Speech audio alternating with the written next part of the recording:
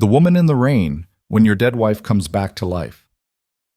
3 years ago, Hannah Vale disappeared without a trace, leaving her husband Caleb to raise their son alone. Everyone assumed she was dead. But tonight, on a rain-soaked street corner, Caleb's world shatters again. Because there she is, begging for change like a ghost made flesh. What happened to her? Why did she leave? And why does she look so terrified? This is a story of betrayal, survival, and a love that refused to die. Stay until the end, hit that like button, and comment your city below so I can see how far this story travels. The rain came down like punishment that October night, sheets of water turning Seattle's streets into rivers of reflected neon. Caleb Mercer sat at the red light, his Mercedes idling with the kind of engineered quiet that cost more than most people's yearly rent. The wipers scraped across the windshield in hypnotic rhythm, back and forth, back and forth, clearing his view just long enough to see her. At first, she was just another silhouette, another nameless person huddled against the storefront, cardboard sign wilting in the downpour, paper cup extended toward indifferent traffic. Seattle had thousands of them. Caleb had trained himself to look past them, the way you learn to ignore background noise. Not out of cruelty, he donated plenty to shelters, sat on charity boards, did his civic duty in the abstract, sanitized way that let him sleep at night. But this woman made him look twice. Something about the way she held herself, the angle of her shoulders, the desperate hunch that spoke of someone who'd recently learned what rock bottom actually felt like. The light stayed red. Rain drummed on the roof, and Caleb's eyes stayed locked on her. She was thin, too thin, the kind of thin that came from missing meals, not gym memberships. Her hair hung in dark, wet ropes around a face he couldn't quite see. She wore what might have once been a jacket, now just fabric clinging to shaking limbs. Every few seconds, she'd flinch, head swiveling like prey checking for predators. The light turned green. Caleb didn't move. Behind him, a horn blared. He ignored it, something ice-cold crawling up his spine.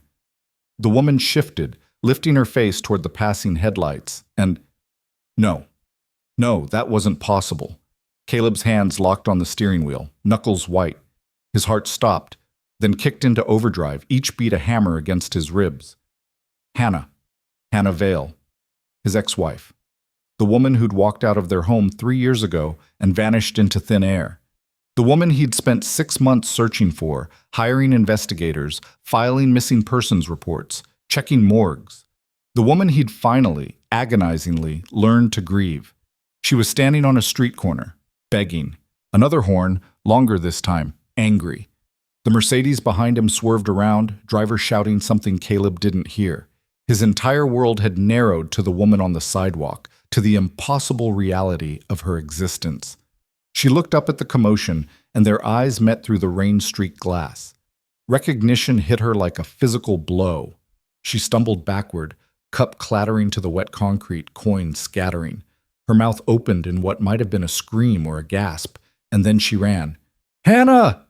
Caleb's voice cracked as he threw the car into park, door already opening. "Hannah!" She bolted down the sidewalk, bare feet slapping against wet pavement. How had he not noticed she wasn't wearing shoes? How long had she been out here? Caleb ran after her, designer shoes sliding on slick concrete, rain instantly soaking through his $1,000 suit. She was fast, or maybe terror made her fast, darting between pedestrians who shouted in protest as she shoved past. "Hannah, wait! Please!" She cut into an alley, and Caleb followed without thinking, some distant part of his brain noting the stupidity of chasing someone into a dark Seattle alley at night. But this was Hannah. His Hannah. 3 years of grief and rage and guilt, all combusted into pure, desperate need. The alley dead-ended at a chain-link fence. Hannah hit it at full speed, fingers grabbing metal, trying to climb. But she was weak, too weak, and her hands couldn't find purchase on the wet links. "Hannah." Caleb stopped 10 feet away, hands raised, breathing hard. "Hannah, please. I'm not going to hurt you." She spun around, pressing her back against the fence, and Caleb's stomach turned to lead. Up close, she looked like someone had tried to erase her. The Hannah he remembered had been vibrant, full of life and laughter, with color in her cheeks and light in her eyes. This Hannah was a sketch of that woman, all the details rubbed away. Hollow cheeks, bruised shadows under eyes that darted everywhere except directly at him, lips cracked and bleeding, a scar running along her jawline that definitely hadn't been there 3 years ago. Don't. Her voice was raw, barely above a whisper. Don't come closer. What happened to you? The words came out broken. Where have you been? We looked for you. I looked everywhere. You shouldn't have. She was shaking so hard her teeth chattered. You should have forgotten, should have moved on. Forgotten? Caleb's voice rose despite himself. You're my wife. You're Luke's mother. You disappeared without a word, without a trace, and you think I could just… He stopped, forcing himself to breathe. Getting angry wouldn't help. Come home, please, just come home. Hannah laughed, and it was the worst sound Caleb had ever heard. Hollow, broken. Home? I don't have a home, I can't… Her eyes fixed on something over his shoulder and went wide with pure terror. Did anyone follow you? What? No, Are you sure? She grabbed his arm, fingers digging in with surprising strength.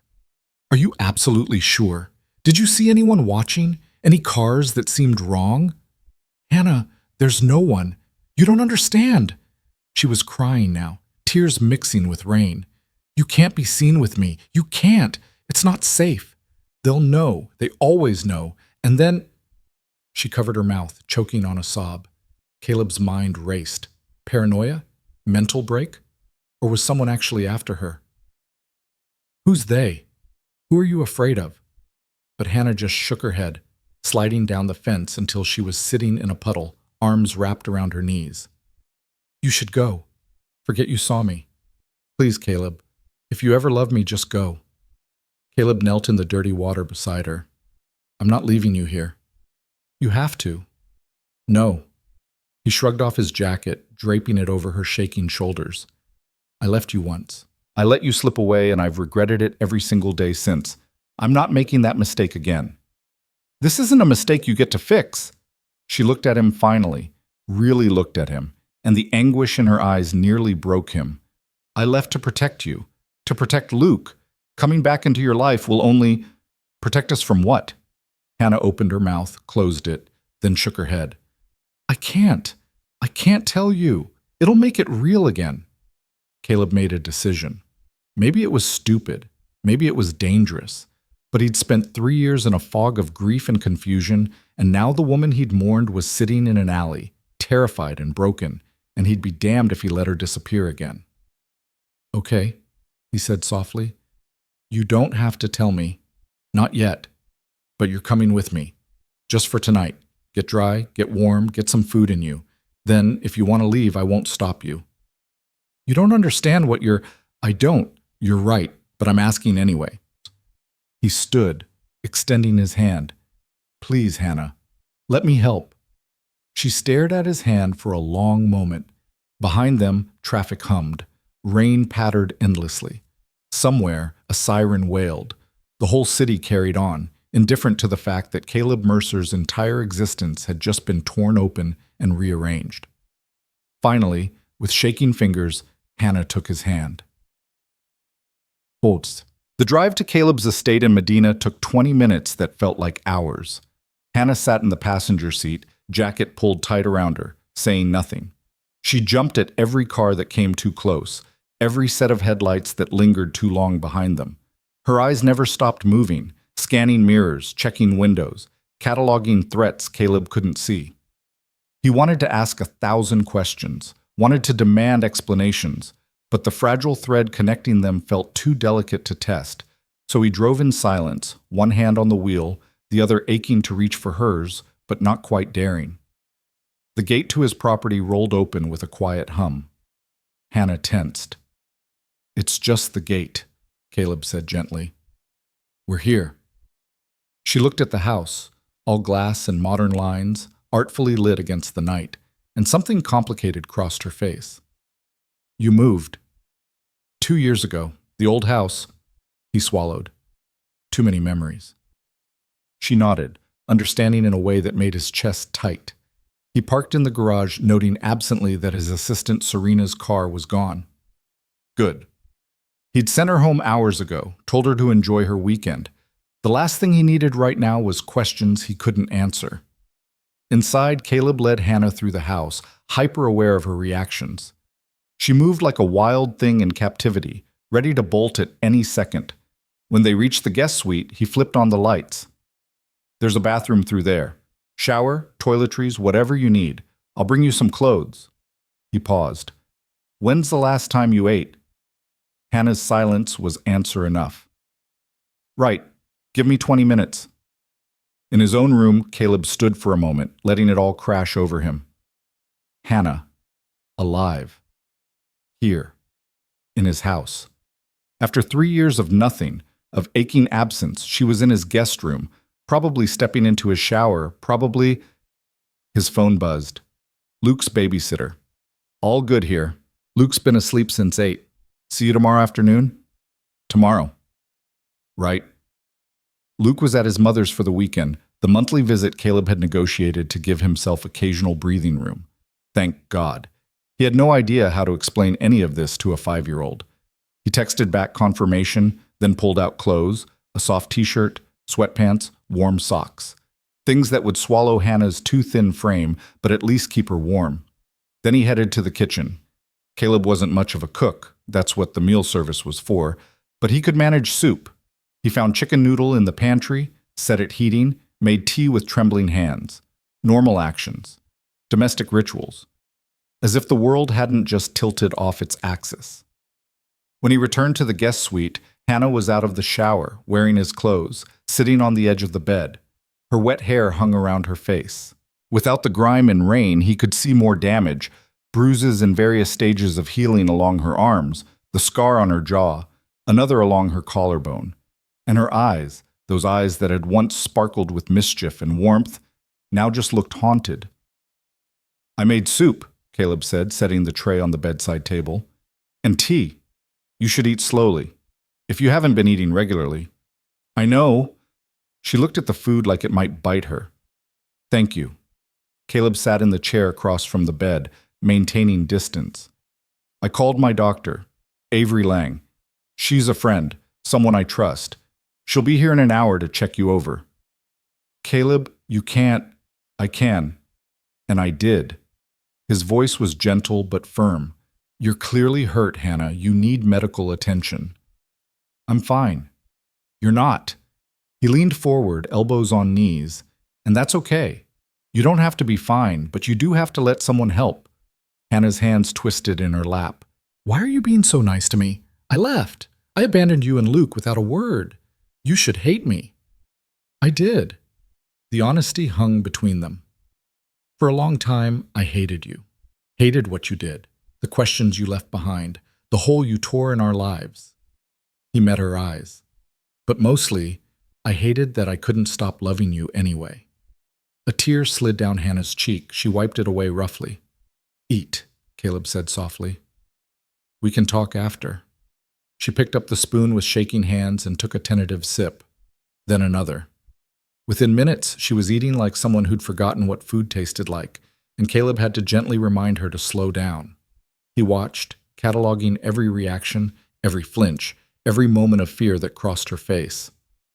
Dr. Avery Lang arrived exactly 60 minutes later, a sleek woman in her 50s with kind eyes and the sort of unflappable demeanor that came from decades of emergency medicine. Caleb had called in a favor, asked her to come personally and discreetly. She'd asked only one question.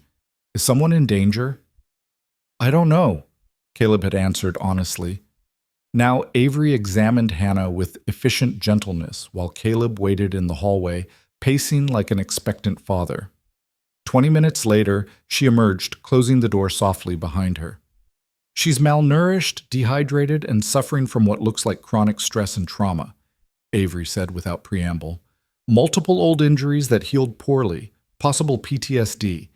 She needs regular meals, rest, and probably therapy. Will she be okay? Avery's expression softened. Physically, with time and care, yes. Emotionally? She shook her head. That woman has been living in survival mode for a long time, Caleb. Whatever she's been through, it's going to take more than soup and a warm bed to heal. What do I do? Be patient. Don't push. Let her set the pace. Avery squeezed his shoulder. And maybe get some answers about what she's running from, because she's definitely running from something. After Avery left, Caleb returned to the guest room. Hannah was back on the bed, curled into a ball, his clothes hanging off her frame. She says you need rest, Caleb said. I need to leave. But Hannah didn't move. Where would you go? I don't know. Somewhere you're not. Somewhere Luke isn't. Her voice cracked on their son's name. Caleb's heart clenched. He asks about you all the time. Where's Mama? When is Mama coming home? He swallowed hard. I didn't know what to tell him, so I said you'd gotten sick and had to go away to get better. Was that true, Hannah? Did you get sick? In a way. She looked at him finally, and the pain in her eyes was bottomless. How is he? Really? Caleb thought of his son, bright, energetic, so much like Hannah it hurt sometimes. He's good, smart, funny.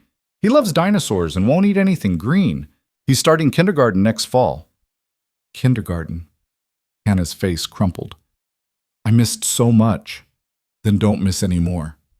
I can't stay, Caleb. You keep saying that. He sat on the edge of the bed, not touching, but close. But you haven't told me why. You said you left to protect us. Protect us from what? Hannah's jaw worked. For a long moment, Caleb thought she wouldn't answer. Then, so quietly, he almost missed it. From the people who tried to kill me. The words hung in the air like smoke. What? 3 years ago. Hannah's voice was mechanical now, reciting facts to avoid feeling them. Someone started following me, watching the house, leaving notes. At first I thought I was paranoid. Postpartum anxiety, maybe. But then the threats got specific. Details about Luke's schedule, your meetings, things only someone watching closely would know. Caleb's blood ran cold. Why didn't you tell me? I tried. You were so busy with the company, the expansion, the investors. Every time I brought it up, you had a rational explanation. I was stressed, imagining things. Needed sleep. She laughed bitterly. Maybe I believed you. Maybe I wanted to believe you. Hannah. Then one night, I was driving home late from my sister's. A car followed me from the freeway. I thought I was being paranoid again, but then it sped up, rammed me from behind. Her hands were shaking again, clutching the blanket. I lost control. Went off the road. The car didn't stop. It came back, reversed, and tried to hit me again while I was still in the driver's seat. Horror washed through Caleb. Jesus Christ. I got out. Ran into the trees. The driver chased me on foot. Hannah's eyes were far away now, seeing something Caleb couldn't. I fell down an embankment, hit my head. When I woke up, there were police lights above. I heard voices saying they found the car, but no body. I stayed hidden until they left. Why? Caleb's voice was hoarse. Why didn't you call for help? Because I was terrified. She looked at him, and her eyes were fierce despite the tears. Don't you understand? Someone knew where I'd be, knew my route, knew I'd be alone. That kind of information came from inside our life, Caleb, from someone close. And if I came back, if I showed up alive, whoever wanted me dead would just try again. But next time, they might not stop with me. They might go after you, or Luke. The logic was twisted but not insane. The logic of someone pushed to the edge and forced to make impossible choices. So you just vanished. I survived. Her voice hardened. I lived in shelters, under bridges, took cash jobs when I could find them, stayed invisible. And I watched from a distance to make sure you and Luke were okay. We weren't okay, Caleb's voice broke. We were destroyed. But you were alive. Hannah met his eyes. That's all that mattered. Caleb stood, needing to move, to process. He walked to the window, staring out at the manicured grounds, the perfect life he'd built on the ashes of his marriage. You should have trusted me, he said finally. Maybe, but I couldn't risk being wrong. He turned back to her. And now? You're here now. What changed? Hannah was quiet for a long moment. I got careless, started spending more time in the same areas, and I think someone recognized me. I've been seeing the same car lately, the same faces. It's starting again. Then we go to the police. And tell them what? Hannah's laugh was sharp. That 3 years ago someone tried to kill me, but I can't prove it? That I've been living on the streets instead of reporting it? They'll think I'm crazy. Then we hire security, investigators, Caleb. She stood, swaying slightly. You're not listening. Being near me puts you in danger, puts Luke in danger. I never should have let you bring me here. Too bad. Caleb crossed back to her. You're here, and I'm not letting you go back out there alone. You can't watch me. He gentled his voice. Hannah, for 3 years I've lived with questions, with guilt, with the weight of not knowing. Now you're here, and I finally have a chance to get answers, to actually help instead of just grieving uselessly. I'm not walking away from that. Even if it puts you at risk? Especially then. He reached out slowly, giving her time to pull away, and took her hand. Whatever's happening, we face it together. That's what we should have done 3 years ago. Hannah's composure finally shattered. She fell against him, sobbing, and Caleb wrapped his arms around her, holding tight. She weighed nothing, all angles and fragility, and he could feel her heart racing against his chest. I'm so tired, she whispered against his shoulder. I'm so tired of running. Then stop. He pressed his cheek to the top of her head. Stay, rest, let me help. They stood like that until Hannah's sobs quieted to shaky breaths. Finally, she pulled back, wiping her eyes. One night, she said. I'll stay one night. But in the morning, we talk to someone who can actually help. Caleb had already made the decision. I know an investigator, Jared Knox, former FBI. He's good, he's discreet, and he owes me a favor. Caleb, please, Hannah, just let me do this.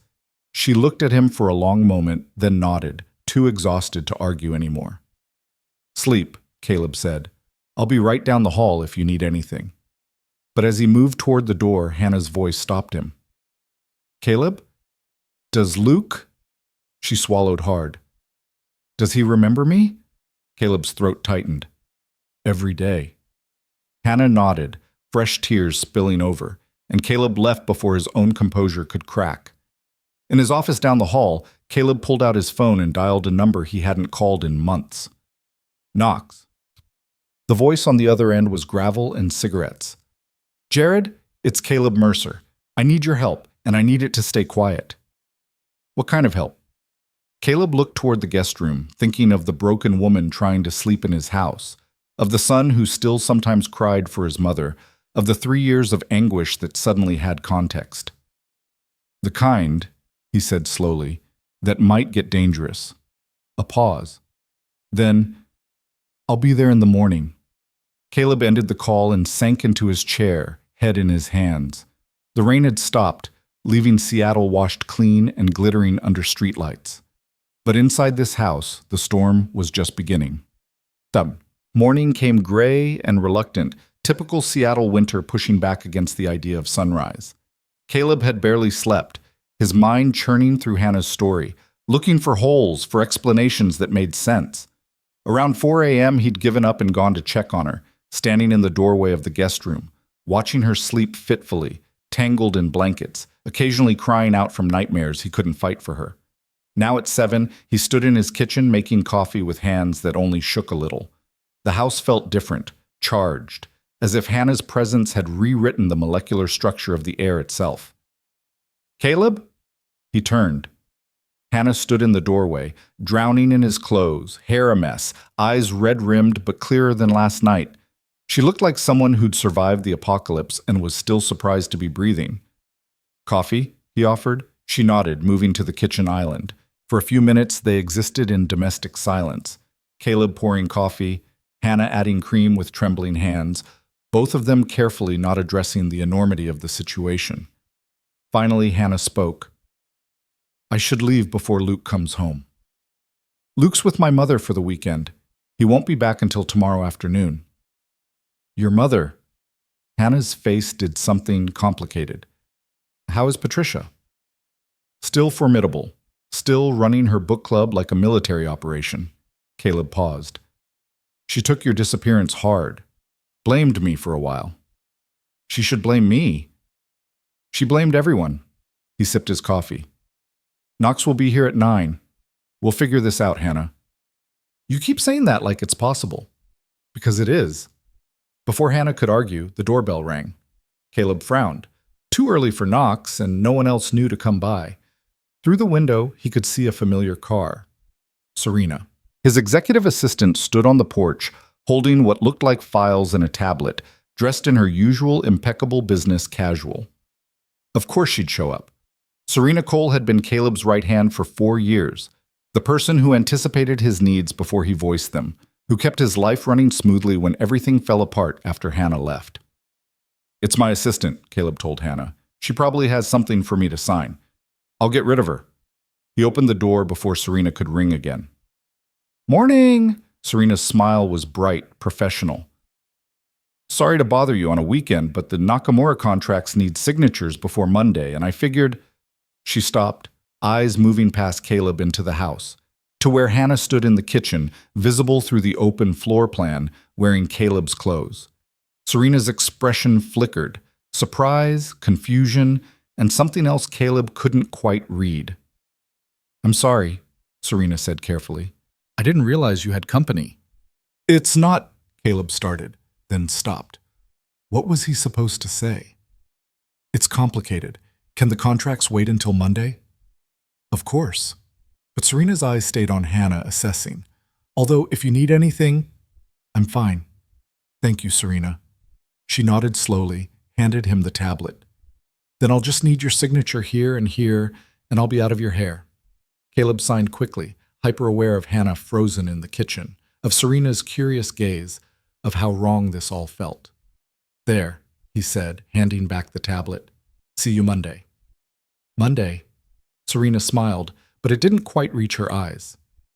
Have a good weekend, Caleb. She left, heels clicking down the walkway, and Caleb closed the door with a sense of relief. When he turned back, Hannah was pale. She knows, Hannah whispered. Knows what? She saw someone in my house, that's all. You don't understand. If word gets out that I'm back... Hannah was breathing too fast. They'll know. Whoever's been watching, they'll know I'm here. Hannah, you're being paranoid. Am I? She grabbed his arm. I've stayed alive for 3 years by being paranoid, by trusting my instincts, and my instincts are screaming right now. Caleb wanted to argue, to tell her Serena was harmless, loyal, trustworthy. But then he thought about what Hannah had said last night, how whoever tried to kill her had inside information, had known her schedule, her routes, and Serena had been at the company back then, had access to Caleb's calendar, had known Hannah's habits from years of coordinating their lives. No, that was crazy. Serena had been a rock after Hannah disappeared, had helped Caleb through the worst of it, had taken on extra work without complaint, had been there for everything, every detail, every moment of his grief. What are you thinking? Hannah asked, reading his face. Nothing, probably nothing. But doubt had taken root, small and insidious. Knox will be here soon, we'll lay everything out, and he'll figure out what's real and what's not. Hannah didn't look convinced, but she nodded. Jared Knox arrived at 9 sharp, a compact man in his 50s with gray hair and eyes that missed nothing. He'd worked for the FBI for 20 years before going private, and Caleb had used him once before to investigate corporate espionage. Knox had found the leak in 3 days. Now, sitting in Caleb's office with Hannah curled in a chair like a cornered animal, Knox listened without interruption as she told her story. When she finished, he was quiet for a long moment. You didn't go to the police, he finally said. Not a question. No. Do you remember anything specific about the car? Make, model, license plate? It was dark. It happened fast. Hannah's hands twisted together. I remember headlights, the impact, then running. What about the driver? Did you see them? No. They chased me on foot, but it was dark and I was running. I heard them, but I didn't see. Knox made a note. And the threats before the incident? Do you still have them? Hannah shook her head. I destroyed them. I was trying to convince myself I was imagining things. Another note. Knox looked at Caleb. 3 years is a long time. Evidence degrades, trails go cold. But I can look into the accident reports from that night, see if anything was filed. Check traffic cameras. though most footage only keeps for 90 days. He turned back to Hannah. You said you think someone's watching you again. When did that start? 2 weeks ago, maybe 3. I saw a car that seemed familiar. Then I saw it again. Different locations, but the same car. Make, model? Black sedan, generic, but it had a dent in the front bumper, right side. That's good. That's specific. Knox wrote it down. Anything else? Any other patterns? Hannah thought. There's a man. I've seen him 3, maybe 4 times in the past week. Different places, but always watching. Tall, dark jacket, baseball cap pulled low. Could be coincidence. Or it could be exactly what she thinks it is, Caleb interjected. Can you find out? I can try. Knox closed his notebook. I'll start with the accident reports and work forward. In the meantime, Mrs. Mercer, I'd advise you to stay somewhere safe, somewhere whoever's looking for you wouldn't think to check. She's staying here, Caleb said. Knox raised an eyebrow. That might not be the best. Here, Caleb repeated firmly. Where I can keep an eye on her. Knox looked between them, then nodded. Your call. I'll be in touch. After Knox left, the house fell into uneasy quiet. Hannah retreated to the guest room, exhausted from reliving her trauma. Caleb tried to work, to focus on emails and contracts, but his mind kept circling back to one question. Who had wanted Hannah dead? And were they still out there? The answer started to take shape 2 days later. Knox called on a gray Tuesday afternoon, his voice tight with something Caleb couldn't quite read. I found the accident report, Knox said without preamble. Single vehicle collision, car registered to Hannah Vale, found 20 feet down an embankment off Highway 18. No body. Police assumed she'd wandered off injured, possibly disoriented. Search went on for 3 days before being called off. Did they investigate it as a possible crime? No evidence of another vehicle, no witnesses. It was ruled accidental. Knox paused. But I pulled traffic camera footage from intersections along her route that night. Caleb's grip tightened on the phone. And? And there was another car, black sedan following approximately 3 car lengths behind for the last 4 miles before the highway exit. I enhanced the footage, and Caleb, there's damage to the front bumper, right side, fresh damage. The room tilted. You're saying Hannah's telling the truth. I'm saying someone followed her, whether they caused the accident or just didn't stop to help. I can't prove yet. But the pattern matches her story. Can you identify the driver? Working on it. The plates were obscured deliberately, I think, but I'm running the make and model through registrations, cross-referencing with people in your and Hannah's social circle from that time. Another pause. Caleb, I need you to make a list. Everyone who had access to Hannah's schedule. Everyone who knew her routines. That could be a lot of people. Then make a long list. Caleb spent the next hour reconstructing their life from 3 years ago. Friends, family, colleagues, service people. The list grew uncomfortably long. Hannah's yoga instructor, the nanny they'd had briefly, Caleb's business partners. Serena. He stared at her name on the screen. Serena, who'd been there through everything. Who'd held him together when he was falling apart. Who knew his schedule better than he did. Who anticipated his needs. Who'd become indispensable. Who'd been working for him when Hannah disappeared. His phone buzzed. A text from Serena herself. Don't forget the board meeting Thursday. Prepped your notes. Thoughtful, efficient, perfect as always. Caleb deleted the text and went to find Hannah. She was in the garden. Caleb's landscaper had created a small haven out back, and Hannah had discovered it that morning. Now she sat on a bench, face turned toward weak sunlight filtering through clouds, looking more peaceful than Caleb had seen her since she'd returned.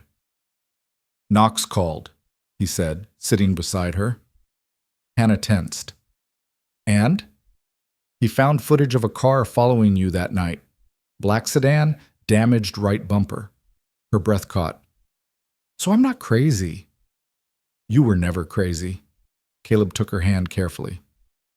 Hannah, we need to talk about who might have wanted to hurt you. I've thought about it constantly for 3 years. I don't have answers. Did you have enemies? Anyone angry with you? Maybe something from before we met? Hannah shook her head. I was a graphic designer. I made websites and logos. I didn't exactly cultivate enemies. What about my life? My business? Could someone have targeted you to get to me? Maybe. But she didn't sound convinced. They sat in silence, and Caleb's mind kept returning to the same impossible thought. Serena. Could it really be Serena? What possible motive would she have? Professional jealousy? Some twisted obsession? It seemed absurd, the plot of a bad thriller, except Hannah was alive and traumatized, and someone had tried to kill her, and the evidence said that someone was real. I need to ask you something, Caleb said slowly, and I need you to really think about it. Was there anyone in my life, anyone close to me, who might have had a reason to want you gone? Hannah went very still. Why are you asking? Just humor me. She was quiet for a long time. Then, your assistant, Serena. Caleb's heart kicked. What about her? She always looked at me strangely, like I was in her way or something. I mentioned it to you once, and you said I was imagining things. The memory surfaced. A argument, Hannah upset, Caleb dismissive. Serena's just protective of my time. She's not plotting against you. What made you think that? Caleb asked. Little things. The way she'd schedule meetings during family time, how she'd forget to pass along my messages. Once, I walked into your office, and she was sitting in your chair, and when she saw me, she looked guilty. Or maybe angry. I couldn't tell. Hannah met his eyes. You thought I was being paranoid then, too. I'm sorry. Don't be sorry. Just tell me why you're asking now. Caleb hesitated, then decided honesty was the only option. Because Serena had access to your schedule. She knew your routines. She was there when you disappeared, and she's still here now. Hannah's face went white. You think it was her? I think we can't rule it out. Caleb, if it was her, if she's been close to you this whole time. Hannah stood abruptly. You're in danger. Luke's in danger. I need to leave. Now. No. Caleb stood too, catching her hands. We're not running. Not anymore. If it is Serena, we'll prove it. And if it's not, we'll find out who it really is. But we do it together. Hannah searched his face, and Caleb could see her wavering between terror and desperate hope. Together, he repeated. I promise. Finally, she nodded. What neither of them saw was the car parked 3 houses down, its driver watching through tinted windows, phone pressed to ear, speaking in low, urgent tones. Everything was about to get much worse. The next morning, Caleb woke to find Hannah already awake, sitting at the kitchen counter with a cup of coffee that had gone cold hours ago. Dark circles shadowed her eyes, evidence of another sleepless night battling demons he couldn't see. You should try to rest, Caleb said, pouring himself coffee, the routine of it almost absurd given the circumstances. Can't. Hannah's voice was hoarse. Every time I close my eyes, I'm back in that car, hearing the impact, feeling it flip, or I'm running through the woods with footsteps behind me. She looked at him. How do you sleep, knowing someone might be watching? I don't know if anyone's watching. But you suspect. Caleb couldn't deny it. The thought of Serena, efficient, loyal Serena, as some kind of obsessed villain seemed ludicrous in daylight. Yet the seed of doubt had taken root, growing wild tendrils through every memory he had of the past 3 years. His phone buzzed. Knox. I need you both to come to my office, the investigator said without preamble. I found something. 20 minutes later, they were driving through Seattle's gray streets. Hannah pressed against the passenger door, like she might need to jump out at any second. She'd insisted on wearing a baseball cap pulled low, sunglasses despite the overcast sky, a borrowed jacket with the collar turned up. You think anyone's following us? She asked, eyes on the side mirror. Caleb checked his rear view. I don't see anyone. That doesn't mean they're not there.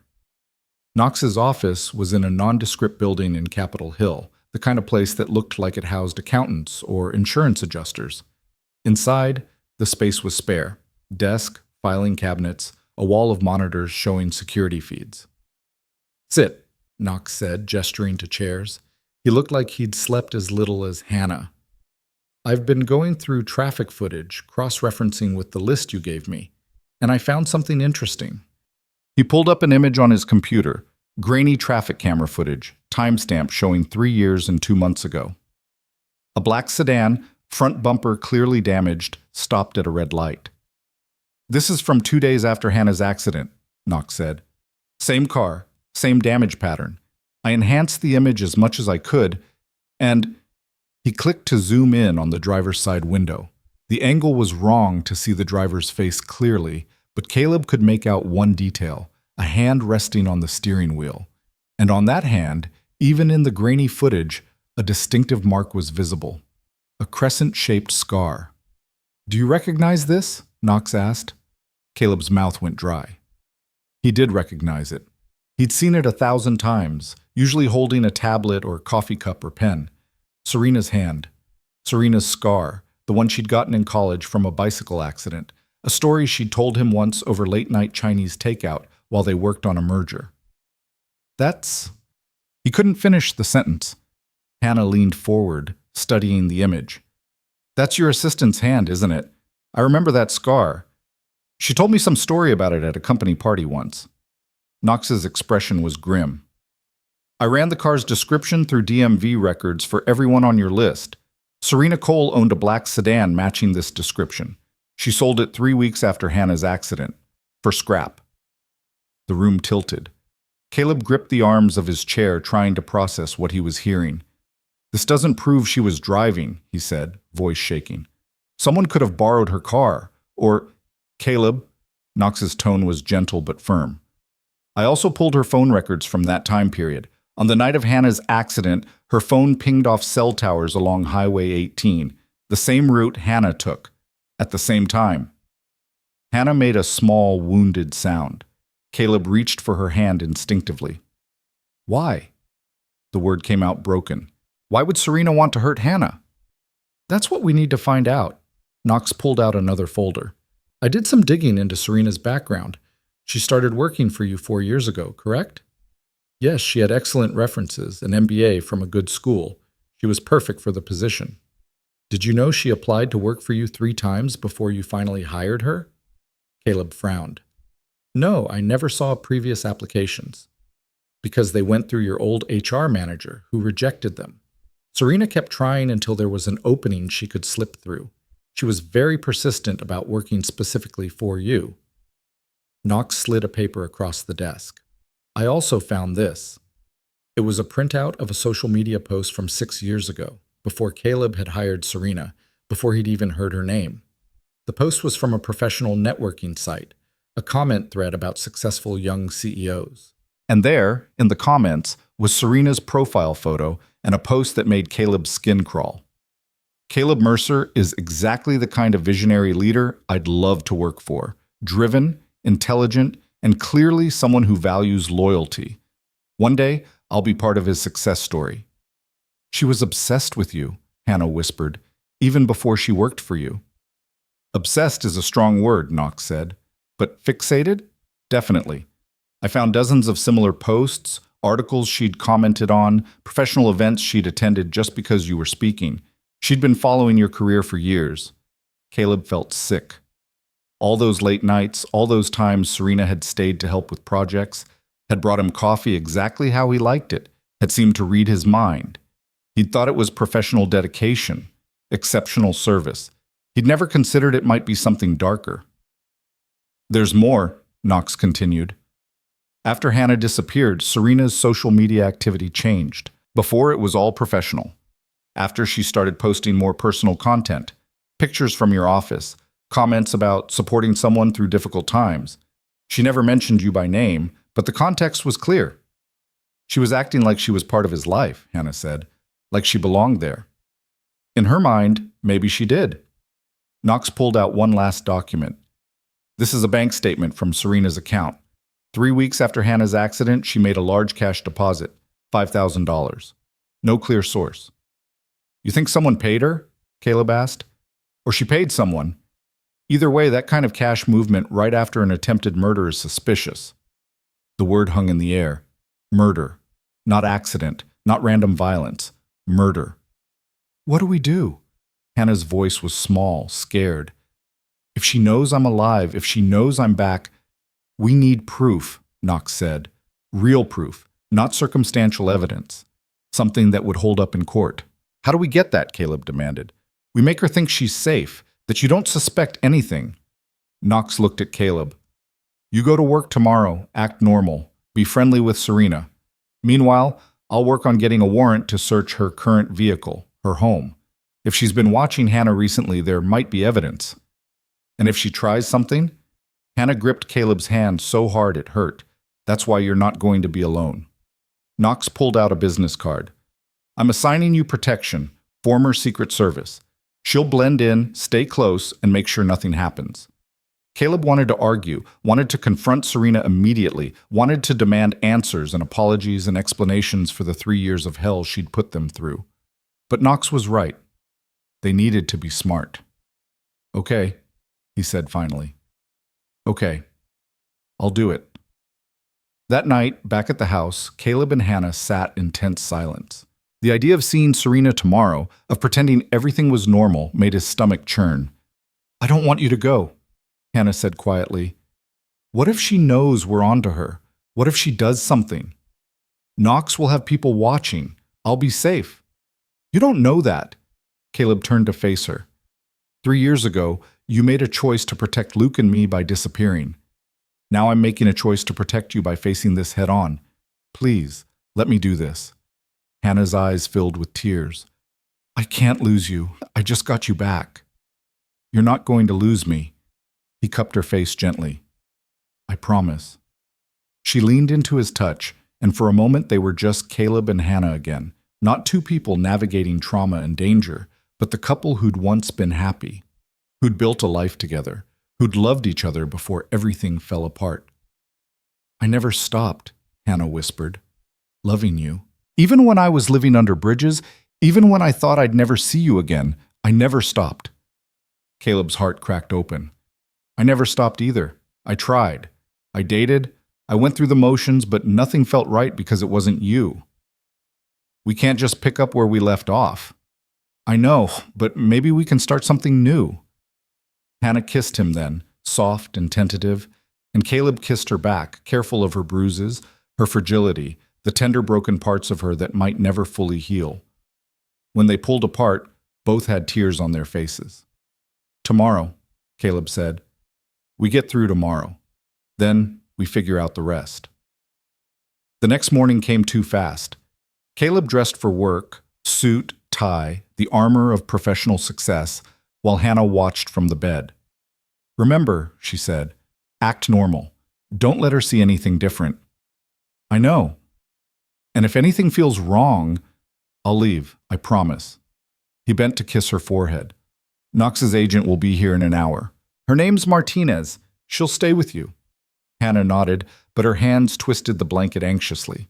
At the office, Caleb's tech company hummed with its usual controlled chaos. Developers clustered around monitors, project managers rushed between meetings, and everything seemed absurdly normal. How could the world just keep spinning when his had been blown apart? Morning, Serena appeared at his elbow, tablet in hand, smile bright. You're 15 minutes early. That's unusual. Caleb forced himself to smile back. Couldn't sleep. Figured I'd get a jump on the day. Well, you've got the board meeting at 10, lunch with the Nakamura team at noon, and the press briefing at 3. She rattled off his schedule with her usual efficiency. I also took the liberty of preparing talking points for the briefing. They're on your desk. Thank you, Serena. You're always so thorough. Just doing my job. She tilted her head, studying him. Are you okay? You seem distracted. Every instinct screamed at him to confront her, to demand answers. Instead, Caleb shrugged. Just tired. Luke's been having nightmares, makes for long nights. Poor thing. Is he okay? He will be. Caleb moved toward his office. I'll look over those talking points. The morning crawled by in agonizing slow motion. Caleb sat through meetings, smiled at appropriate times, made decisions about products and strategies, all while his mind spun with questions. When had Serena's dedication crossed into obsession? Had there been signs he'd missed? And most terrifying, what was she planning now? At 11:30, Serena brought him coffee, setting it on his desk with her usual precision. Vanilla latte, 2 pumps, extra hot, she said. Just how you like it. Caleb stared at the cup, paranoia flooding through him. Would she really try to poison him at work? That seemed crazy. But then, attempting to murder someone also seemed crazy, and she'd apparently done that. Thanks, he said, not touching the coffee. Actually, I'm trying to cut back on caffeine. Doctor's orders. A flicker of something crossed Serena's face. Disappointment? Annoyance? But it was gone so fast Caleb thought he might have imagined it. Of course. I'll bring you water instead. Don't worry about it. I'll grab some later. After she left, Caleb dumped the coffee in his office plant, feeling ridiculous and terrified in equal measure. His phone buzzed. Knox. Warrant approved. Searching her apartment now. Keep her busy. Caleb's pulse spiked. They were actually doing this. In Serena's home right now, looking through her things, searching for evidence of attempted murder. He forced himself to focus on work, to review documents and respond to emails. At 12:15, Serena appeared again. The Nakamura team is running late. They asked to push lunch to 12:30. That's fine. Also, she hesitated. I wanted to apologize if I made things awkward on Saturday. Showing up unannounced like that. Caleb's blood went cold. What do you mean? I saw you had a guest. A woman. Serena's smile was careful, neutral. I should have called first. Oh, right. That was just... Think, Caleb. An old friend going through a rough patch. I was helping her out. That's very kind of you. Serena's eyes were sharp, assessing. Is she still staying with you? Every alarm in Caleb's head went off. This was dangerous territory, but lying might be worse. For a few more days, until she gets back on her feet. Of course. Serena nodded, but something in her expression had changed, hardened. You've always been generous with people who need help. The way she said it made Caleb's skin crawl. His phone buzzed again. Knox. Found something. Get out. Now. Caleb stood abruptly. You know what? I'm not feeling well. Cancel the Nakamura lunch. Tell them I'll reschedule. Serena blinked. Are you sure? This meeting's been on the books for weeks. I'm sure. I need to go home. I can drive you. No. The word came out too sharp. Caleb softened it with a forced smile. No, thank you. I'll be fine. Just need to rest. He grabbed his jacket, already moving toward the door. Behind him, he could feel Serena's eyes following, calculating. In the parking garage, Caleb's hands shook as he unlocked his car. He'd barely slid into the driver's seat when his phone rang. What did you find? He demanded. Photos, Knox said grimly.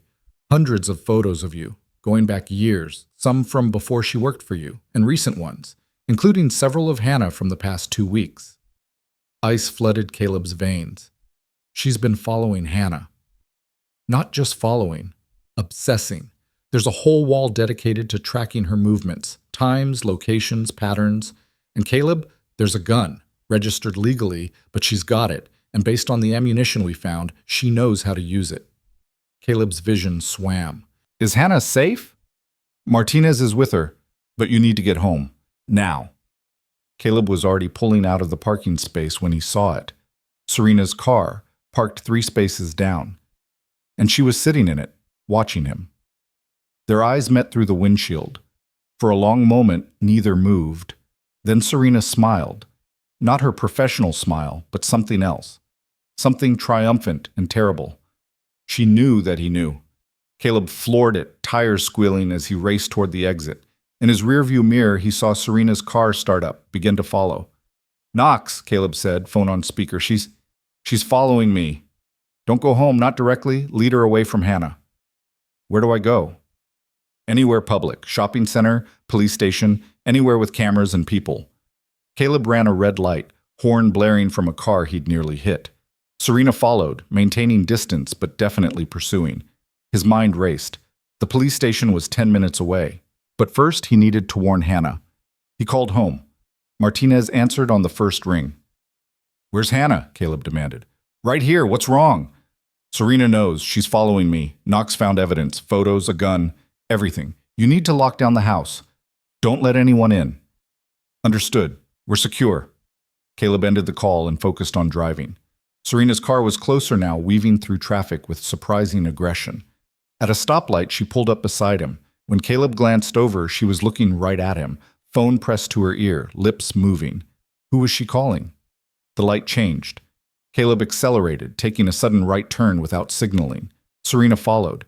He turned again, trying to lose her in the maze of downtown streets, but she matched every move. Knox, she's not backing off. I've got police en route to intercept. Just keep moving. Caleb spotted a parking garage ahead, one of those massive downtown structures always full of cars and people. He swerved into it, taking the entrance too fast, his expensive sedan scraping against the concrete barrier with a sound that made him wince. Up and up he drove, spiraling through levels of parked cars. Behind him, Serena's headlights stayed constant.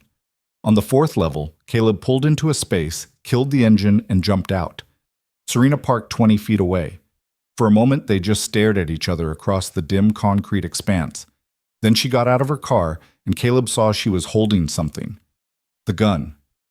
Caleb, her voice echoed in the parking garage. We need to talk. Put the gun down, Serena. I can't do that. She walked closer, gun steady in her hands. Not until you understand. Understand what? That you tried to kill my wife? That you've been stalking her? I saved you. Serena's composure cracked, fury bleeding through. Hannah was wrong for you. She didn't appreciate what she had. She took you for granted, took Luke for granted. I saw it every day. Every time she called to complain about work keeping you late, every time she made you feel guilty for building something great. That's not your decision to make. Someone had to make it. Serena moved closer, and Caleb backed up against a concrete pillar. You were miserable with her. I could see it. After she left, after she was finally gone, you started to thrive. The company grew, you became focused, and I was there helping you every step of the way. You were there because you forced it. You tried to murder her. I gave her a choice. Serena's voice rose, echoing. I told her to leave, told her if she really loved you and Luke, she'd disappear and let you move on. She refused. So yes, I made her disappear. And you know what? You were better off. Luke was better off. We were all better off. We? Caleb's voice shook with rage and disbelief. There is no we, Serena. There never was. There could have been. Tears streamed down her face now, gun wavering. If she'd just stayed gone. If she'd just died like she was supposed to. But she came back and now you're protecting her again, choosing her again, and I won't let her destroy you. The only person destroying anything is you. Sirens wailed in the distance, growing closer. Serena heard them too, her expression hardened. I did everything for you, she whispered. Everything. And this is how you repay me? By not letting you kill my wife? Yes, Serena, that's exactly how I repay attempted murder. The gun rose, pointing at his chest. Caleb's heart hammered against his ribs. I could do it right now, Serena said. End this. Then go finish what I started with Hannah. You'd never make it out of this garage. Police are already on their way up. As if on cue, the stairwell door burst open. Police, drop the weapon. Serena's hand shook. For a terrible moment, Caleb thought she might shoot anyway, might take him down with her in one final desperate act. Then the gun clattered to the concrete. Serena sank to her knees, sobbing. I loved you, she said as officers surrounded her, weapons drawn. I loved you, and she didn't deserve you. You don't know the first thing about love, Caleb said quietly. They hauled Serena away in handcuffs, still crying, still trying to explain herself even as they read her rights. Knox appeared, materializing from somewhere, guiding Caleb to sit on the hood of his car. You okay? The investigator asked. She had a gun. She was going to... Caleb couldn't finish the sentence. But she didn't. You're safe. Hannah's safe. Is she? Caleb looked at Knox. Serena talked about finishing what she started. What if there's more? What if... We've got her, Caleb. It's over. But as they left the parking garage, as Caleb drove home with a police escort, one thought kept circling through his mind.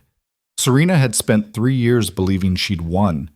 3 years living next to him, working with him, maybe falling deeper into her delusion. What had she planned to do once Hannah was permanently gone? The thought made him drive faster, desperate to get home, to see Hannah alive and whole and safe. At the house, Martinez met him at the door. "She's in the living room. She's okay." Hannah looked up when Caleb entered, and the relief on her face nearly broke him. He crossed the room in 3 strides, pulling her into his arms. "It's over," he said into her hair. Serena confessed. "They arrested her. It's over." Hannah clung to him, shaking. "She really tried to kill me. For you." "Not for me. For some twisted version of me that existed only in her head." Caleb pulled back to look at her. "I'm so sorry. If I'd seen it sooner, if I'd listened when you said something felt off. You didn't know. How could you?" "I should have. I should have protected you." "You did." Hannah touched his face gently. "You found me. You brought me home. You figured out the truth. You protected me when it mattered most." They held each other as the day faded outside, as police came and went taking statements, as Knox wrapped up the investigation. Somewhere across the city, Serena sat in a cell, her obsession finally exposed. And here, in this house that had held so much grief, Caleb and Hannah began the impossible process of healing. But the hardest part was still ahead. Luke was coming home tomorrow. That night, neither of them slept. Caleb and Hannah sat in the living room long after Knox and the police had left, long after Martinez had checked every lock and security camera twice before finally agreeing to leave. The house felt too quiet, as if holding its breath, waiting for the next crisis. "What are we going to tell him?" Hannah's voice was barely audible. She'd asked the question 3 times already, each iteration more desperate than the last. Caleb didn't have a better answer than he'd had the first time. The truth. Some version of it. "He's 5 years old, Caleb. How do we explain that his mother didn't abandon him? She was running for her life. That the nice lady who brought him cookies at your office tried to kill me?" Hannah's hands twisted together, a nervous habit she'd developed somewhere in the past 3 years. "How do we make that make sense to a kindergartner?" "We don't." Caleb moved closer, taking her restless hands in his. "We tell him you were sick, that you had to go away to get better, that you wanted to come home but couldn't until now. That's a lie. It's a kindness." He squeezed her fingers gently. "Luke doesn't need the whole truth, not yet. Maybe not ever. He just needs to know his mother loves him and that she's here now." Hannah's eyes filled with tears for what felt like the 100th time that day. "What if he doesn't remember me? What if he looks at me like I'm a stranger?" "Then we start over. We build new memories." Caleb's voice was steady, even though his heart was hammering. "Hannah, I won't lie to you. This is going to be hard. He's going to have questions. He might be angry or confused or scared, but we'll figure it out, together." The word hung between them, weighted with promise and uncertainty. Together. They'd once been good at that, before the world had torn them apart. Hannah leaned against him, exhausted in every possible way. "I used to imagine this moment. When I was sleeping in shelters or under bridges, I'd close my eyes and picture coming home, seeing Luke again. In my head, it was always perfect. He'd run to me, I'd hold him, and everything would be okay." She laughed bitterly. "Reality is so much more complicated." "Reality usually is." Caleb pressed a kiss to the top of her head. "But we're here. We're alive. That's more than we had a week ago." They sat in silence until the sky began to lighten, gray dawn creeping through the windows. Somewhere in the city, Serena Cole sat in a jail cell awaiting arraignment on charges of attempted murder, stalking, and assault with a deadly weapon. The woman who'd organized Caleb's life, who'd known his coffee order and his meeting schedules and apparently his every movement, would spend the next several decades behind bars. The thought should have brought satisfaction. Instead, Caleb just felt hollow. How had he missed it? How had someone so disturbed operated right under his nose for years without him seeing the signs? "Stop," Hannah said softly, reading his thoughts the way she used to. "I can hear you blaming yourself from here. I hired her. I trusted her. I let her get close to Luke. She fooled everyone, Caleb. That's what people like her do. They're good at hiding what they really are." Hannah sat up, turning to face him. "You couldn't have known. I didn't even know. And I was the one she was targeting." You suspected. You said she looked at you strangely. And you thought I was being paranoid, which, given that I actually was being paranoid about a lot of things back then, was a reasonable assumption. She touched his face, forcing him to meet her eyes. We can't change the past. We can only move forward. Caleb caught her hand, holding it against his cheek. 3 years ago, they'd been falling apart, their marriage crumbling under the weight of his work schedule and her increasing anxiety and the general chaos of new parenthood. 3 years ago, he'd thought losing Hannah was the worst thing that could happen. Now having her back, he understood that the worst thing had been not fighting harder to keep her. I'm going to do better this time, he said. I'm going to listen when you're worried. I'm going to be present. I'm going to… Caleb. Hannah's smile was sad and knowing. You can't fix 3 years in one night. We're both different people now. We need to figure out who these new versions of us are before we can figure out who we are together. I know, but I want to try. So do I. They kissed then, gentle and tentative, testing the waters of what might be possible. When they pulled apart, dawn had fully arrived, painting the sky in shades of pearl and rose. He'll be here at 2, Caleb said, checking his phone. His mother had confirmed she'd drop Luke off after lunch as planned. We should probably figure out what we're actually going to say. The next 6 hours passed in a blur of nervous preparation. Hannah showered and changed into borrowed clothes that actually fit, courtesy of a quick shopping trip Caleb made while she tried to eat breakfast without throwing up from anxiety. She looked more like herself now, though still too thin, still carrying shadows under her eyes that wouldn't fade quickly. They practiced different versions of the conversation, role-playing scenarios until the words felt almost natural. Hannah would be introduced as someone who needed help, a friend of Caleb's who was staying with them for a while. They'd gauge Luke's reaction before deciding how much more to share. And if he asks why she looks like the pictures of his mom, Caleb had asked, Hannah had no answer for that. At 1:30, Caleb's phone rang. His mother. We're running a few minutes early, Patricia Mercer said in her brisk, no-nonsense way. Luke insisted on bringing home the volcano he made at my house. It's already leaking vinegar all over my back seat, so I'd like to deliver him sooner rather than later. Mom, wait. See you in 10 minutes, dear. She hung up before Caleb could explain that they needed more time, that Hannah wasn't ready, that he wasn't ready, that nothing about this situation was ready. They're coming now, he told Hannah, who had gone pale. 10 minutes. I can't do this. I should hide. I should… Hey. Caleb took her shoulders gently. Breathe. You can do this. You've survived 3 years on the streets. You survived an attempt on your life. You can survive meeting your son. That's different. That was just survival. This is… Her voice broke. This is everything. The doorbell rang before either of them could say more. Through the window, Caleb saw his mother's Mercedes in the driveway, passenger door already open.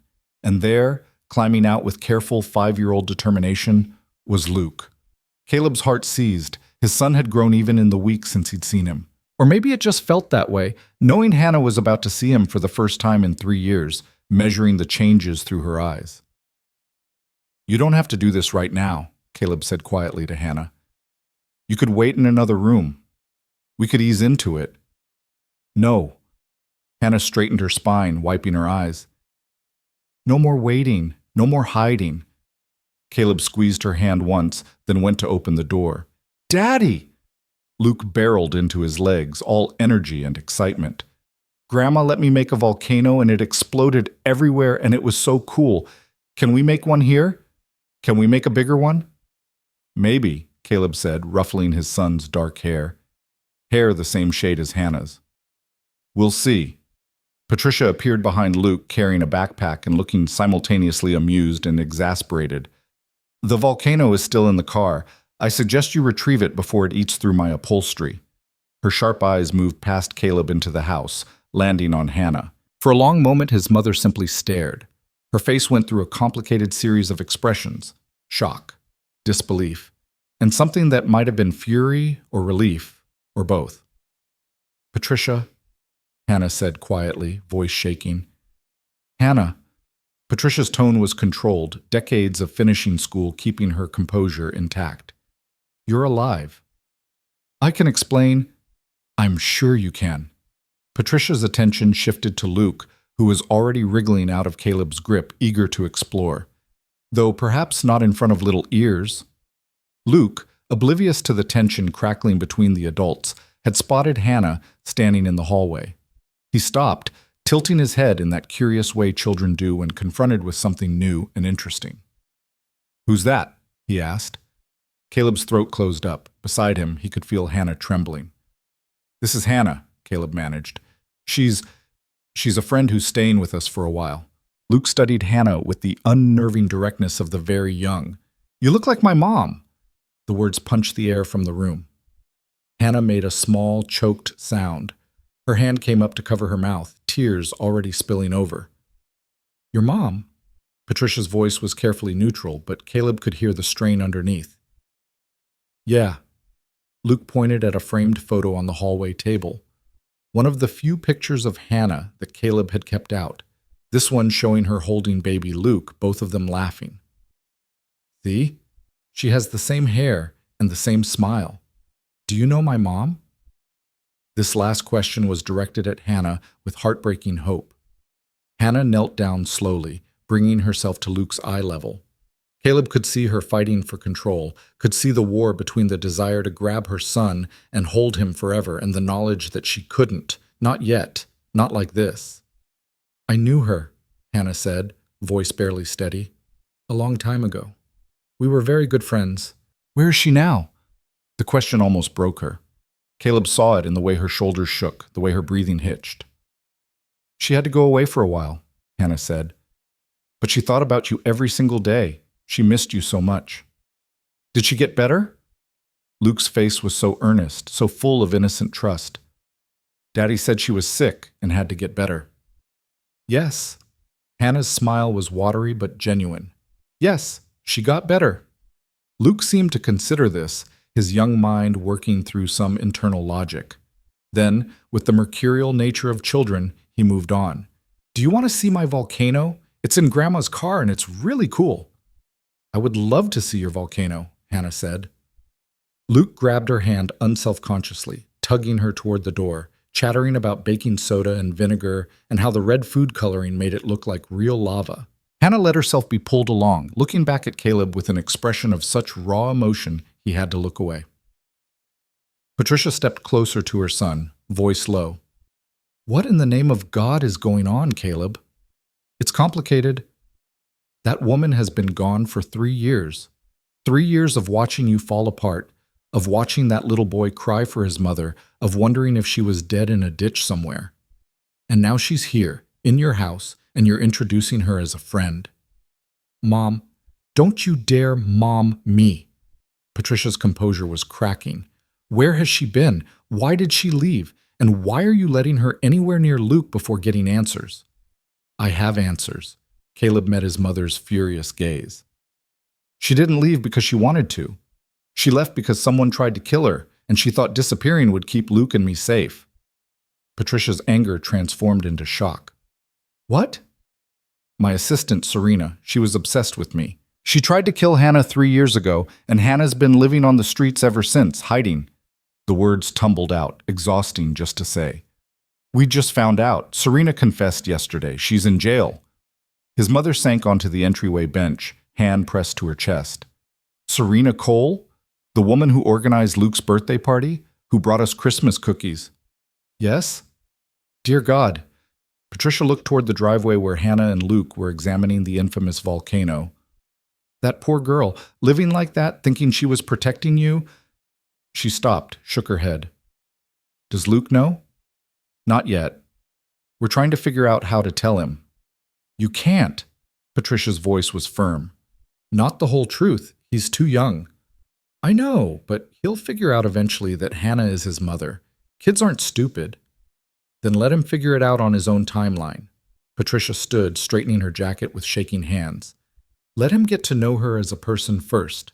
Build trust. Then, when he's ready, when you're ready, you can tell him more." It was almost exactly what Hannah had said, and the rightness of it settled over Caleb like a weight and a relief simultaneously. Outside, Luke's laughter rang out as the volcano apparently performed successfully, erupting foam and food coloring across Patricia's driveway. Hannah was laughing too, a sound Caleb hadn't heard in 3 years, and it was beautiful and heartbreaking all at once.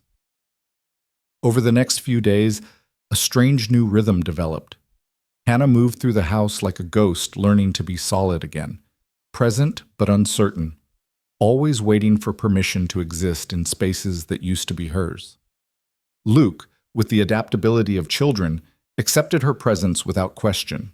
To him, she was just Hannah, his dad's friend, someone nice who helped with puzzles and listened to his stories about kindergarten and didn't mind when he wanted to watch the same dinosaur documentary 17 times. But there were moments when Caleb caught Hannah watching Luke with such naked longing it hurt to witness.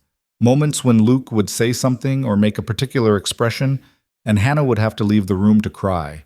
Moments when the weight of 3 lost years pressed down so hard that breathing felt impossible. "He doesn't remember me," Hannah said one night after Luke had gone to bed. They were sitting in the kitchen, the same spots they'd occupied that first night, except now it was routine instead of surreal. "Not really. He recognizes something familiar maybe, but I'm not his mother to him. I'm just some woman staying in his house." "Give it time." "What if time isn't enough?" Hannah's voice cracked. "What if I've been gone too long? What if the person he needed me to be doesn't exist anymore?" Caleb didn't have an answer that wouldn't sound like a platitude, so instead he reached across the table and took her hand. She gripped it like a lifeline. The breakthrough came unexpectedly, as these things often do. It was a Tuesday afternoon, and Caleb was working from home, video calls with Tokyo playing in his office, while Hannah sat in the living room reading. Luke burst through the front door, early release from kindergarten, backpack bouncing. "Hannah! Hannah! You have to help me!" He was already pulling papers from his backpack, small face scrunched with worry. "We have to make a family tree for school, and I don't know what to put, and it's due tomorrow, and—" He stopped, staring at the paper in his hands. The assignment was clear. Draw your family tree, include parents and grandparents, bring it to share with the class. Hannah carefully set down her book. "What's wrong, sweetheart?" "I don't have a mom to put on the tree." Luke's voice was small, uncertain. "All the other kids have moms, but mine is gone, and I don't remember what she looks like, really, just from pictures," and tears started to well up. Hannah slid off the couch, kneeling in front of him. "Hey, it's okay. It's okay to be sad about that. But I don't know what to do." Luke wiped his nose with the back of his hand. "My teacher said family trees show the people who love us. But if I can't put my mom because she's not here, does that mean she doesn't love me?" The question shattered something in Hannah's chest. Caleb, who had emerged from his office at the sound of Luke's distress, saw her face crumple, saw her struggle to maintain composure. "Luke," Hannah said, voice thick with tears she was fighting to contain, "your mother loves you more than anything in the entire world. She never stopped loving you, not for one single second." "But how do you know?" The logic of a 5-year-old demanding proof. "You said you were her friend, but that was a long time ago. Maybe she forgot about me." She didn't forget. Hannah was crying now, unable to stop. "She could never forget you. You were the best thing that ever happened to her. Every day she was gone, she thought about you. She wondered if you were happy, if you were healthy, if you knew how much she loved you." Luke stared at her, something shifting in his young face. "Why are you crying?" "Because—" Hannah's voice broke completely. She looked at Caleb, desperate, asking permission for something she couldn't quite name. Caleb nodded. Hannah took a shaky breath, reaching out to cup Luke's face gently. "Because I'm your mother, Luke. I'm her. I'm the one who's been gone. And I am so, so sorry." The silence stretched impossibly long. Luke's eyes went wide, processing, his young mind working through this enormous revelation. "You're my mom?" His voice was barely a whisper. "Yes." "But Daddy said you were sick, that you had to go away." "I was sick. In a different way than you might think. But I had to leave to keep you safe. I didn't want to. I never wanted to leave you." Luke's face worked through a series of expressions. Confusion, hurt, anger, hope. Emotions too big for such a small person to contain. Then, suddenly, he was crying too, and Hannah pulled him into her arms for the first time in 3 years. I missed you, Luke sobbed into her shoulder. I missed you so much, and I thought you didn't want me anymore. Oh, baby, no, no, I always wanted you. Always, you're my whole heart. Hannah held him tight, rocking slightly, years of suppressed maternal instinct flooding through her. I'm here now. I'm here and I'm not leaving, not ever again. Caleb watched them, his own vision blurring.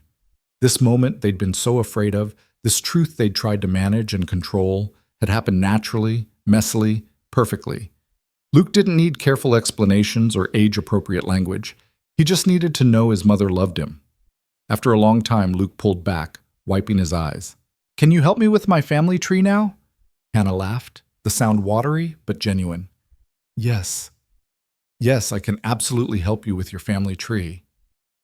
They spent the next hour on the floor, construction paper and markers spread around them, Luke narrating his entire life story to Hannah as if she hadn't been there for the first 2 years of it. Hannah listened to every word, memorizing details, asking questions, piecing together the child her baby had become. Caleb made dinner while they worked, listening to Luke's chatter and Hannah's responses, the sound of it almost aggressively normal. This was what he'd lost 3 years ago. Not just Hannah, but this. The noise and chaos and beauty of a family being a family.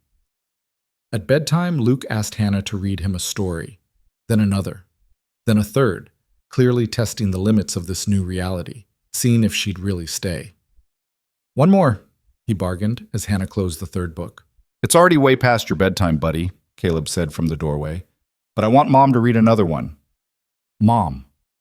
The word hung in the air, precious and powerful. Hannah's eyes filled with fresh tears. How about I read you one more, but then you have to sleep, Hannah negotiated. And I promise I'll read to you again tomorrow night, and the night after that, and every night for as long as you want. Promise? I promise. Satisfied, Luke settled back against his pillows while Hannah read a story about a lost bear finding his way home. When she finished, Luke was already half asleep, but he reached out to grab her hand. I'm glad you got better, Mom, he mumbled. I'm glad you came home.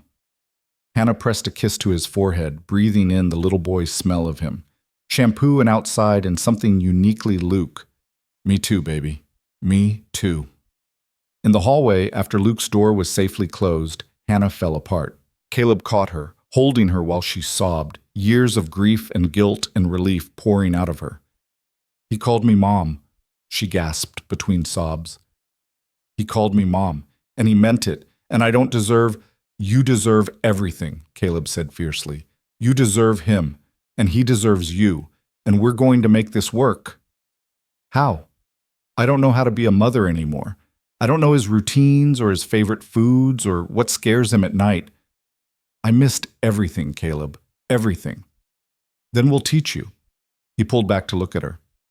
Hannah, you don't have to know everything. You just have to be present. That's all any parent does, show up and try their best and hope it's enough. She nodded against his chest, exhausted in every possible way. That night marked a shift. Luke, having claimed Hannah as his mother, proceeded to incorporate her into his life with the matter-of-fact efficiency of childhood. He wanted her at breakfast, wanted her opinion on his outfits, wanted her to see his artwork and hear about his day and fix his snacks exactly right. It was overwhelming and beautiful, and occasionally too much for Hannah, who would sometimes need to retreat to the guest room to breathe through panic attacks triggered by the enormity of second chances. But she kept showing up, kept learning, kept trying. 2 weeks after that first night, Dr. Avery Lang returned for a follow-up visit. Hannah's physical health had improved dramatically. Regular meals and safe sleep worked miracles, but the trauma ran deeper than bruises and malnutrition. You need to talk to someone, Avery said gently. A therapist who specializes in PTSD. What you went through doesn't just go away because you're home now. I know, Hannah said quietly. They were sitting in the living room, Luke at school, Caleb at a meeting he couldn't reschedule. Sometimes I still wake up thinking I'm in a shelter, or I hear a car backfire and I'm back in that moment, feeling my car hit the embankment. It doesn't feel real yet being here, like I'm going to wake up and it'll all have been a dream. That's normal, given the circumstances. but it's also something you can work through with proper support. Avery handed her a card. This is a colleague of mine. She's excellent with trauma survivors. Hannah took the card, reading the name. Dr. Sarah Chen, clinical psychologist. What if she thinks I'm crazy? What if she thinks I should have handled things differently? She won't. And even if she did, that wouldn't be her job. Her job is to help you process what happened and learn to live with it. Avery's voice was kind but firm. You survived something horrific, Hannah. You did what you thought was right to protect your family. That's not crazy. That's love. But love can't heal trauma. For that, you need professional help. After Avery left, Hannah sat with the card for a long time, turning it over in her hands. The idea of therapy felt like admitting defeat, like acknowledging that she was broken beyond self-repair. But maybe broken wasn't the right word. Maybe she was just wounded, and wounds needed proper treatment to heal. She called and made an appointment. That same week, Caleb received word that Serena's trial date had been set. The prosecutor handling the case, a sharp woman named Rodriguez, came to the house to prepare them for what would come next. She's pleading not guilty by reason of insanity, Rodriguez explained, files spread across the dining table. Her lawyer is arguing that her obsessive fixation on you constituted a mental break, that she wasn't in control of her actions. That's insane, Caleb said. She knew exactly what she was doing. She planned it, executed it, and then spent 3 years hiding it. I agree. But her defense team will argue that the planning itself was evidence of delusion, not premeditation. Rodriguez turned to Hannah, which is why your testimony is crucial. You can speak to the stalking, the threats, the deliberate nature of the attack. Hannah's face had gone pale. I have to testify? In front of her? Yes. I won't lie to you. It won't be pleasant. Her lawyers will question everything. Why you didn't go to the police initially, why you stayed hidden, whether you're really certain it was Serena who attacked you. I am certain. Hannah's voice was quiet but steady. I saw the scar on her hand. I heard her voice when she chased me. I know it was her. Good. Hold on to that certainty. Rodriguez gathered her files. The trial won't be for several months. That gives us time to prepare. In the meantime, I'd advise avoiding any contact with Serena or her legal team. After Rodriguez left, Hannah sat very still, processing. You don't have to do this, Caleb said. We could find another way, maybe. No. Hannah looked at him, and her eyes were clear. I spent 3 years running from her. I'm not running anymore.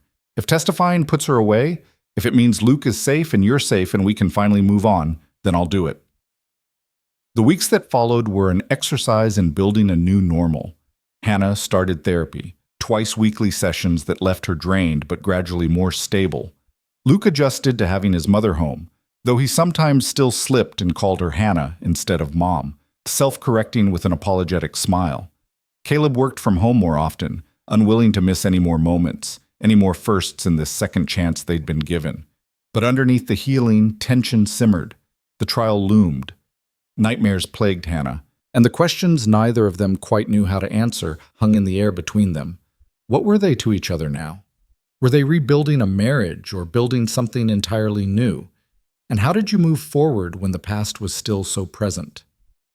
One night, after Luke was asleep and the house had settled into quiet, Caleb found Hannah on the back porch, wrapped in a blanket, staring at the dark garden. Can't sleep? He asked, sitting beside her. Too much in my head. They sat in companionable silence for a while, the kind they used to share before everything fell apart. Finally, Hannah spoke. I don't know how to do this, Caleb. How to be a mother again. How to be your... She stopped, uncertain what word to use. We never talked about what I am to you now. Am I your ex-wife? Your house guest? You're Hannah, Caleb said simply. You're Luke's mother and you're the woman I still love. Even though I probably shouldn't, even though it's complicated, even though we have so much to figure out. He took her hand. I'm not asking you to decide anything right now. I just want you to know that I'm here. Whatever you need, however long it takes, I'm here. Hannah leaned her head on his shoulder. I love you too. I never stopped, but I'm so scared that I'm too broken now, that I can't be what you and Luke need. You're exactly what we need, broken pieces and all. He pressed a kiss to her hair. We'll figure it out together. No pressure, no timeline. Just one day at a time. One day at a time, Hannah echoed, and for the first time in 3 years, she believed it might actually be possible. The days turned into weeks, and weeks into months, each one adding another layer to the fragile foundation they were building. Spring arrived in Seattle with its usual tentative optimism, rain giving way to occasional sunshine, cherry blossoms erupting across the city in clouds of pink and white. Hannah watched the seasons change from inside her new life, still sometimes startled to wake up in a real bed.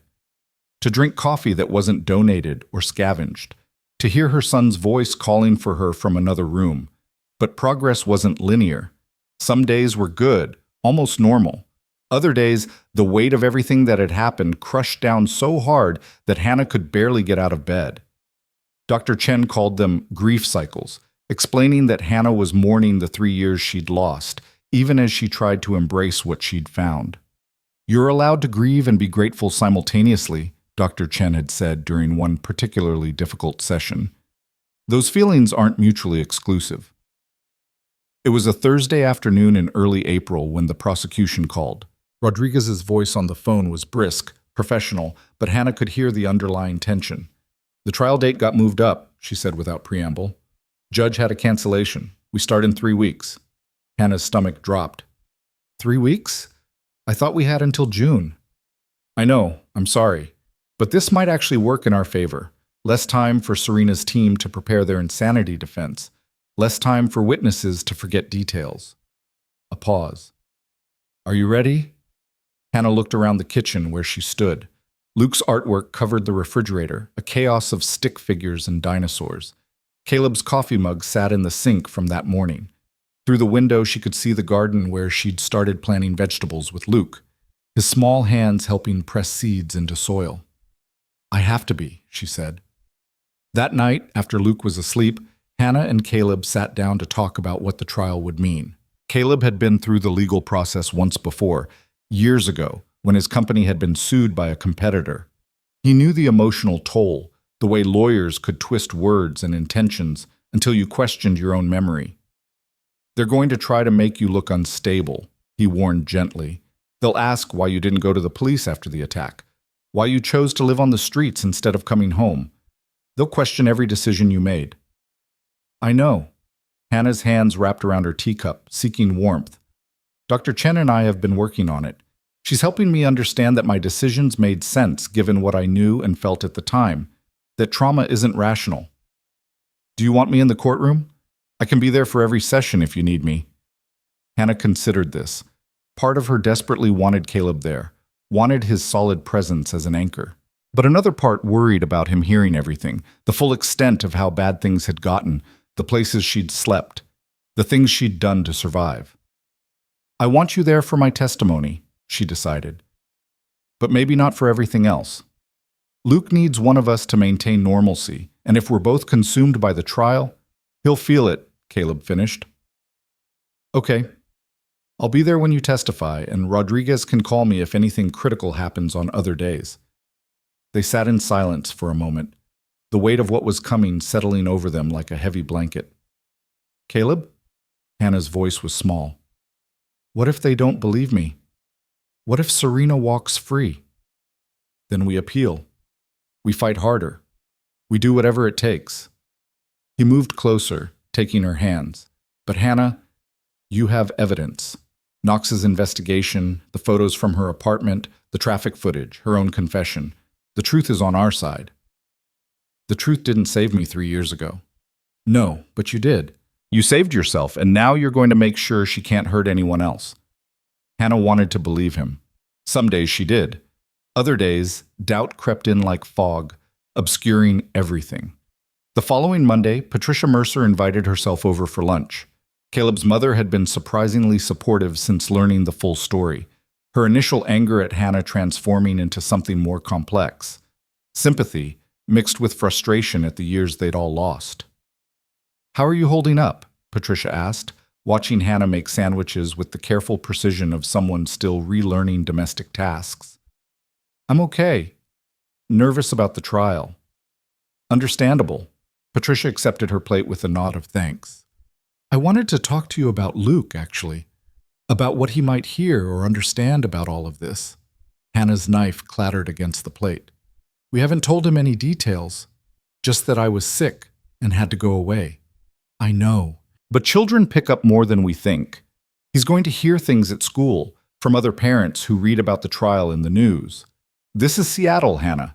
Caleb's a well-known figure. When this goes to trial, it will be news. The thought hadn't even occurred to Hannah. Of course there would be media coverage. Attempted murder, obsessive stalking, a prominent tech CEO. It had all the elements of a sensational story. What do I do? Hannah's voice shook. How do I protect him from that? Patricia's expression softened. You can't, not entirely, but you can control the narrative he gets at home. You and Caleb need to decide what version of events you're comfortable with Luke knowing, and you tell him that version before he hears worse from someone else. He's only 5, which means he's old enough to understand that sometimes bad people do bad things, and that his mother is very brave. Patricia reached across the table, covering Hannah's hand with her own. Don't underestimate him, dear. Children are more resilient than we give them credit for. That evening, Hannah and Caleb sat Luke down for what Dr. Chen had called age-appropriate truth-telling. They kept it simple. Mom had been hurt by someone who was sick in their thinking. Mom had stayed away to keep Luke safe. Now the person who hurt Mom was going to have to talk to a judge about what they did. Luke listened with his characteristic 5-year-old intensity, processing each piece of information carefully. Is the bad person going to jail? He asked. We hope so, Caleb said. Good, because they hurt my mom, and that's not okay. Luke's face scrunched up with the fierce protectiveness only children can manage. Nobody should hurt my mom. Hannah pulled him into a hug, tears threatening. Thank you, baby. Will you have to go away again? The question pierced her. No, never. I'm staying right here with you. Promise? I promise. Satisfied, Luke returned to his coloring book, the conversation apparently processed and filed away. Hannah and Caleb exchanged glances over his head, both thinking the same thing. If only adult trauma was so easy to compartmentalize. The next 2 weeks passed in a blur of preparation. Rodriguez came to the house 3 times to go over Hannah's testimony, asking the same questions different ways, preparing her for cross-examination. Knox provided updates on additional evidence he'd gathered, witness statements from people who remembered seeing Serena near Hannah's regular routes 3 years ago, financial records showing suspicious purchases. Hannah's nightmares intensified. She'd wake gasping, convinced she was back in that car, feeling it roll, hearing Serena's footsteps crunching through underbrush. Caleb would hold her until the panic subsided, whispering reassurances, reminding her that she was safe, that Serena was locked up, that this time truth would win. During the day, Hannah tried to maintain normalcy for Luke. She walked him to the bus stop, helped with homework, made snacks, read bedtime stories. But part of her was always elsewhere, already in that courtroom, already facing the woman who'd tried to erase her from existence. 3 days before the trial, Hannah had a breakthrough in therapy. I keep thinking about how angry I am, she told Dr. Chen, not just at Serena, but at myself, for running instead of fighting, for believing I had to disappear to keep my family safe, for missing 3 years of Luke's life. That anger is valid, Dr. Chen said. What do you want to do with it? Hannah had never considered anger as something she could use rather than something she had to suppress. I don't know. May I suggest something? Dr. Chen leaned forward. When you testify, when you tell your story, let yourself be angry. Not at yourself, at the person who put you in that impossible position. Let the jury see that anger. It's powerful evidence that what happened to you was real and devastating. I thought I was supposed to stay calm, measured. You're supposed to be honest, and honest includes angry. Dr. Chen smiled gently. You've spent 3 years trying to make yourself smaller, quieter, invisible. For once, take up space. Be loud about what was done to you. The words resonated through Hannah like a bell. For 3 years, survival had meant silence. Maybe testimony meant the opposite. The night before the trial, Caleb found Hannah standing in Luke's doorway, watching their son sleep. Second thoughts? he asked quietly. No, just memorizing this.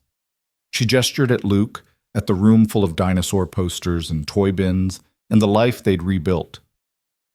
In case tomorrow is hard, in case I need to remember why I'm doing this. Caleb stood beside her, shoulder to shoulder. You're going to do great. You don't know that. I do, because I've watched you survive the impossible. This is just the next step. Hannah leaned against him, drawing strength from his certainty, even when she couldn't find her own. The courthouse was an imposing building in downtown Seattle, all concrete and glass and the weight of justice.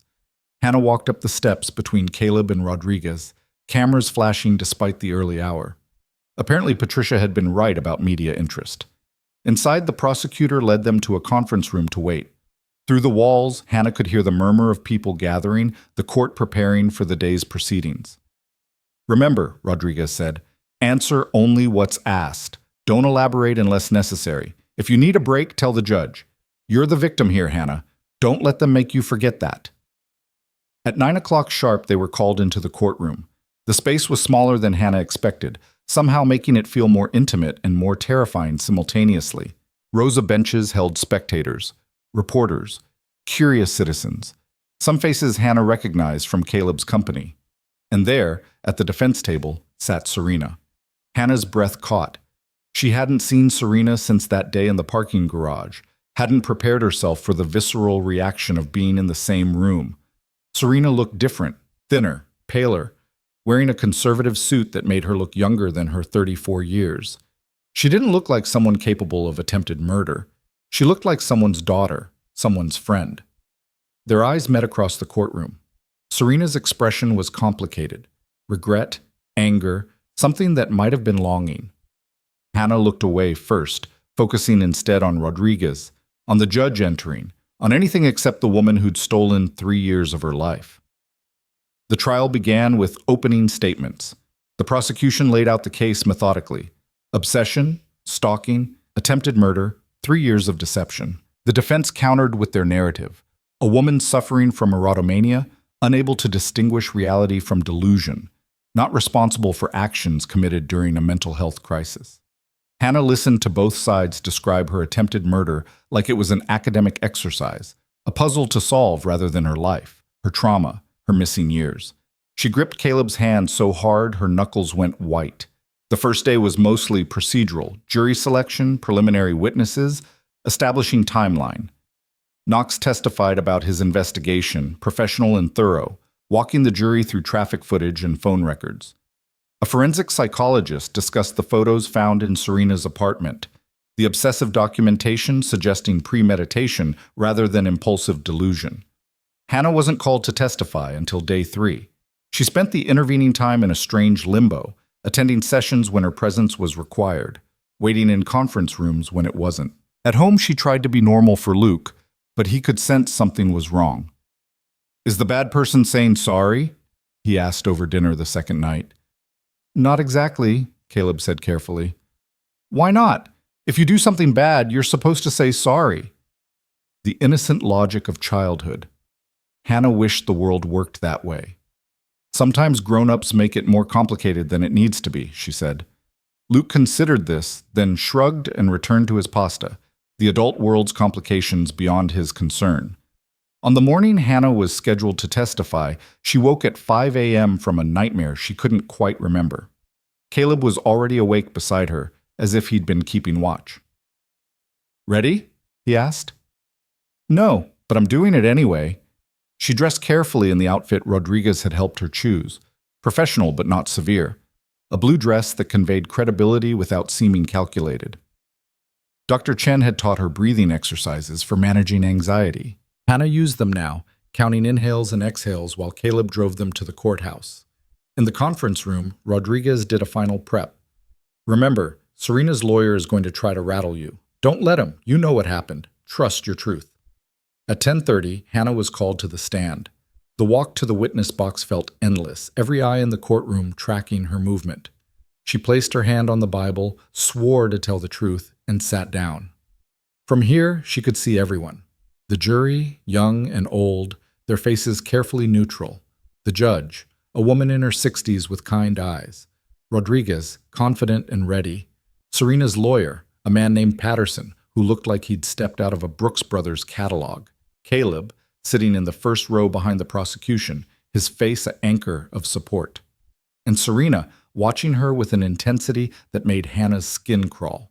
Rodriguez began with gentle questions, establishing Hannah's identity, her relationship with Caleb, the life she'd had before everything changed. Hannah's voice shook at first, but steadied as she spoke, muscle memory of storytelling taking over. "Can you tell us about the first time you noticed something unusual?" Rodriguez asked. Hannah took a breath, remembering. "About 4 months before the accident, I started feeling watched. Little things at first. My car would be parked in a slightly different position than I'd left it. I'd see the same vehicle in different locations. I found notes." "What kind of notes?" "Threatening ones.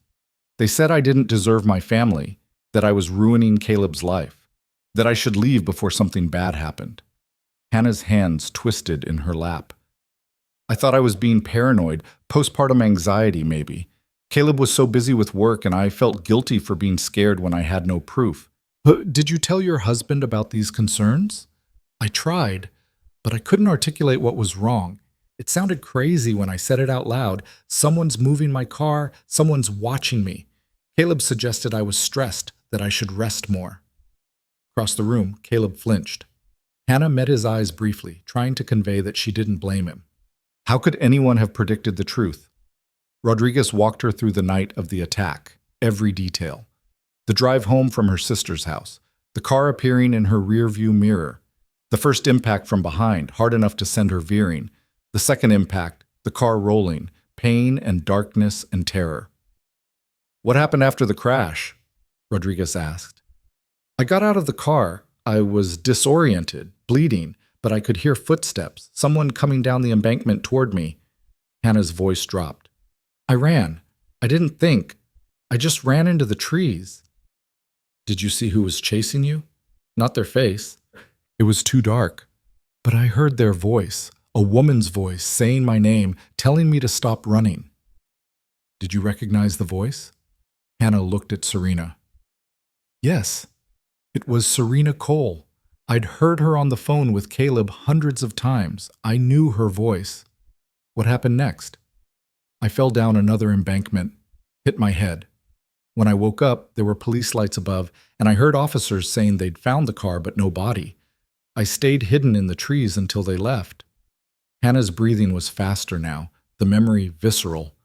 "I was terrified. Someone had just tried to kill me, and I didn't know why, didn't know if coming forward would make me a target again. I thought—" Her voice broke.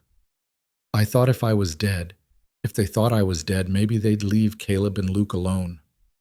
"So you stayed hidden?" "Yes, I lived on the streets, shelters when I could get a bed, under bridges when I couldn't. I took day labor jobs for cash, never staying anywhere too long, never using my real name." Tears streamed down Hannah's face now.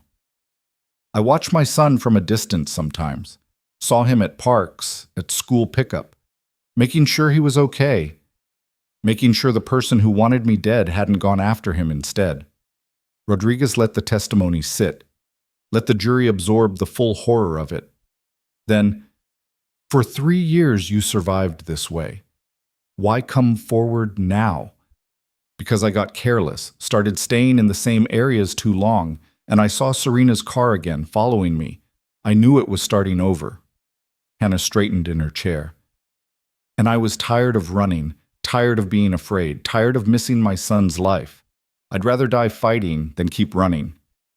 "Thank you, Mrs. Mercer. No further questions." Patterson stood, buttoning his suit jacket with deliberate precision. He approached the witness stand with a sympathetic smile that didn't reach his eyes. "Mrs. Mercer, I'm sorry for what you've been through, truly. Living on the streets for 3 years must have been extraordinarily difficult." Hannah waited, knowing a trap when she saw one. "But I have to ask, you say you were certain my client tried to kill you, yet you didn't report this to the police. Why?" "I was afraid." "Afraid of what specifically? Afraid Miss Cole would try again, or afraid your story wouldn't hold up under scrutiny?" "Objection," Rodriguez called. "Argumentative." "Sustained," the judge said. Rephrase, Mr. Patterson. Let me put it differently. You had no physical evidence of who attacked you, correct? No fingerprints, no DNA, no weapon? I had the car's description, the damage to the bumper. A common vehicle type. Thousands of cars could match that description. Patterson smiled.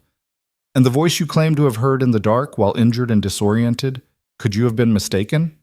No. You're certain? Even though you've admitted you were bleeding from a head injury? Even though it was dark? Even though you were terrified? Hannah's anger flared, the way Dr. Chen had encouraged. I know what I heard. I know who tried to kill me. Or perhaps you constructed this narrative later, after seeing Miss Cole at your husband's house, after needing an explanation for your 3-year absence that didn't make you look like someone who abandoned her family? Objection! Rodriguez was on her feet. Counsel is testifying. Withdrawn. Patterson turned to face the jury. Mrs. Mercer, during those 3 years on the street, did you seek any mental health treatment? No. Why not? Because I had no money, no insurance, no identification.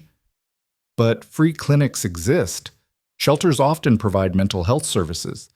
You didn't seek help because you didn't think you needed it. Isn't that true? Hannah saw where he was going. I needed to survive. That took all my energy. Or perhaps you were experiencing a mental health crisis that prevented you from thinking clearly. Perhaps the stalking, the attack. Perhaps these were manifestations of postpartum psychosis or paranoid delusions. That's not what happened. But you can't prove it, can you? You have no evidence except your word against my clients. Rodriguez stood again. Your Honor, the prosecution has presented substantial evidence. I'm examining the witness's credibility, Your Honor. Patterson interrupted smoothly. The judge nodded. Proceed, but get to your point, Mr. Patterson. Mrs. Mercer, isn't it true that you and your husband were having marital problems before your disappearance? Hannah's chest tightened. We were struggling, like many couples with a new baby. You argued frequently about his work schedule, correct? Sometimes. And you felt neglected, alone, perhaps even resentful. I don't see what this has to do with... Please, just answer the question. Hannah looked at Caleb, who nodded almost imperceptibly. Tell the truth. Yes, I sometimes felt neglected. Being a new mother is isolating. Isolating enough to make you imagine threats? To create a scenario where you could leave without being blamed? No, that's not... Hannah's voice rose. I didn't imagine anything. Serena tried to kill me. She chased me through the woods. She's been stalking me for 3 years.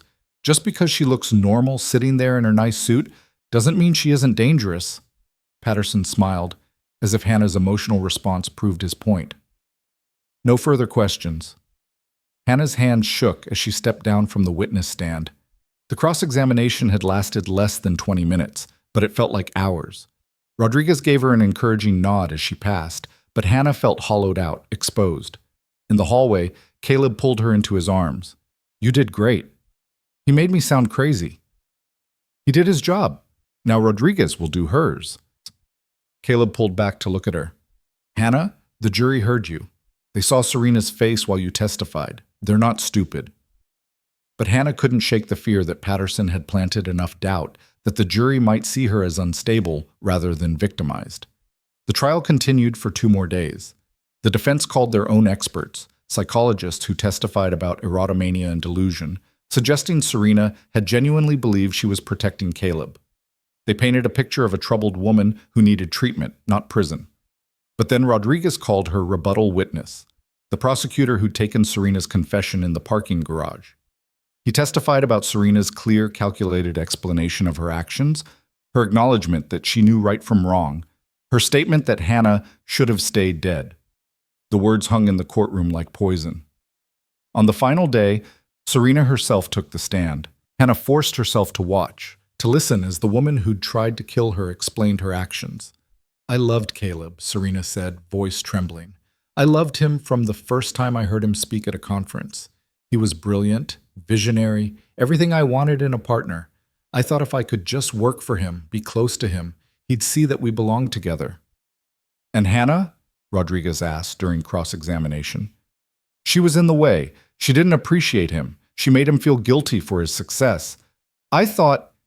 Serena's voice broke convincingly.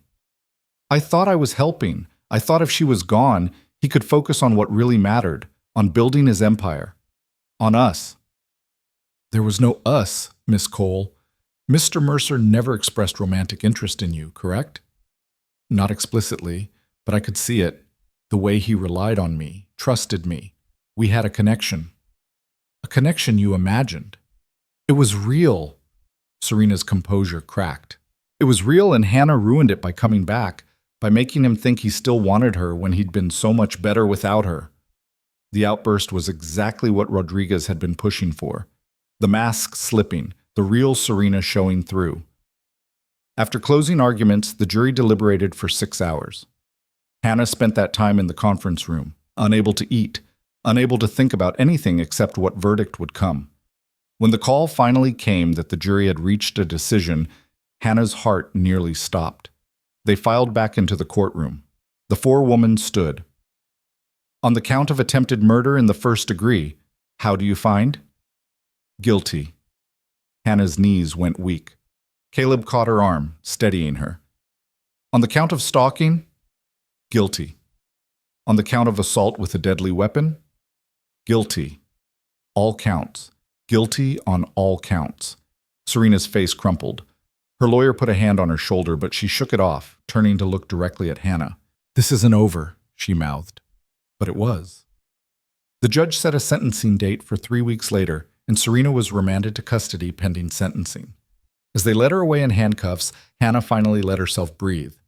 Outside the courthouse, reporters shouted questions.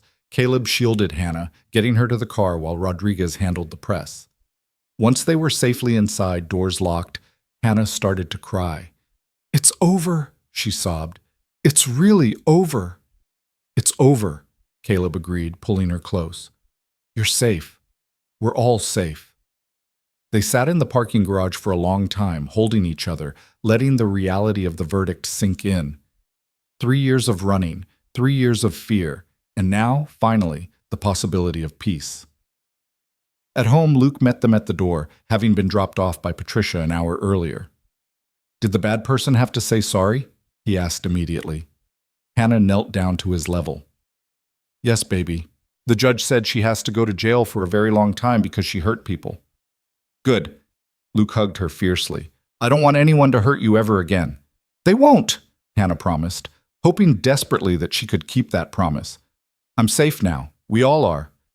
That night, after Luke was asleep, Hannah and Caleb sat together in the living room, wine glasses in hand, simply existing in the quiet aftermath of chaos. What happens now? Hannah asked. Now? Caleb considered. Now we heal. We build. We figure out what our family looks like going forward. I don't even know where to start. Neither do I. But we'll figure it out. He took her hand, thumb brushing over her knuckles. One day at a time. Together. Hannah leaned her head on his shoulder, exhausted but somehow lighter than she'd felt in years.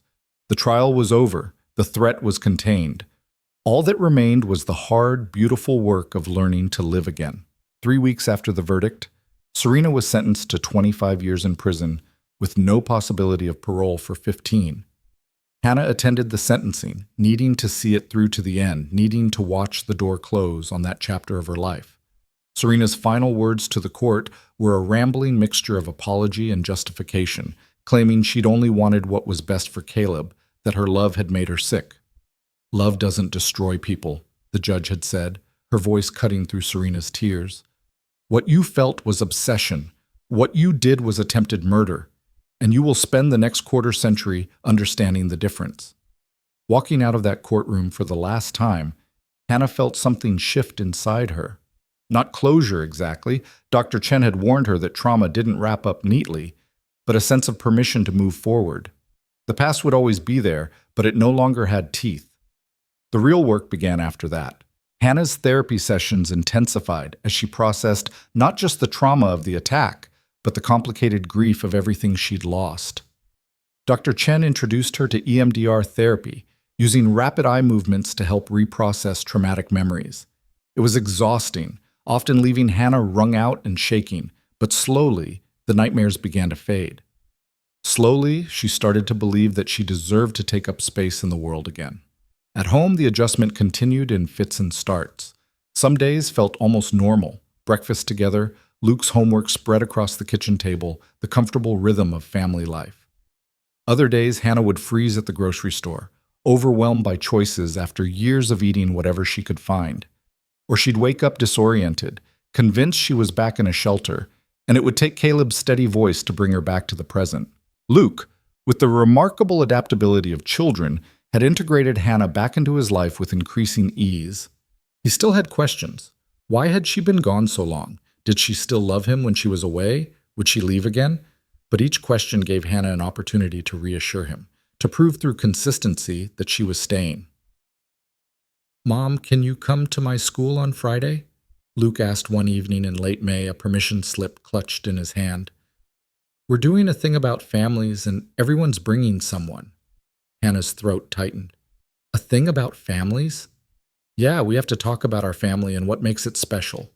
Luke's face was eager, innocent. "I want to tell everyone about how you came home. Is that okay?" Hannah looked at Caleb, who nodded encouragingly. "That's more than okay, baby," she said. "I'd be honored." But later, after Luke was in bed, Hannah's anxiety spiraled. What if the other parents know about the trial?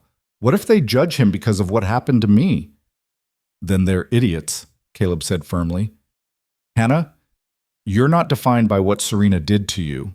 Neither is Luke. He wants to share his family because he's proud of it, of us, of you. I don't know if I can stand in front of a room of kindergartners and their parents and, 'You testified in court against your would-be murderer. You can handle a kindergarten family day.'" He was right, of course. On Friday, Hannah stood nervously at the front of Luke's classroom, her son beaming beside her, and told a simplified version of their story. She'd been sick, she'd had to go away, and now she was better and home. Luke added that his mom was brave and strong and made really good pancakes. One mother came up afterward, a woman Hannah vaguely recognized from school pickup. "I just wanted to say," the woman began, and Hannah braced for judgment, "that I think what you survived is incredible. My sister went through something similar with a stalker, and the strength it takes to rebuild after that." She shook her head. "You're an inspiration." Hannah had no idea how to respond. She'd never thought of herself as inspiring, just surviving. But maybe that was enough. As spring turned to summer, Hannah found herself establishing new routines. She started volunteering at a women's shelter twice a week, helping other survivors navigate the systems she'd once been lost in. The work was hard, emotionally draining, but it gave her a sense of purpose beyond her own recovery. She also started cooking again. During her years on the street, food had been purely functional, about calories and survival. Now she slowly remembered the joy of creating meals, of watching Caleb's and Luke's faces as they tried new recipes. She wasn't the same cook she'd been 3 years ago, that Hannah had made elaborate dishes to compensate for feeling inadequate in other areas. This Hannah made simple, nourishing food and didn't apologize when something didn't turn out right. But the hardest conversations were still ahead, the ones about what she and Caleb were to each other now. They'd fallen into a comfortable domesticity, co-parenting with increasing synchronicity, sharing the house with easy familiarity.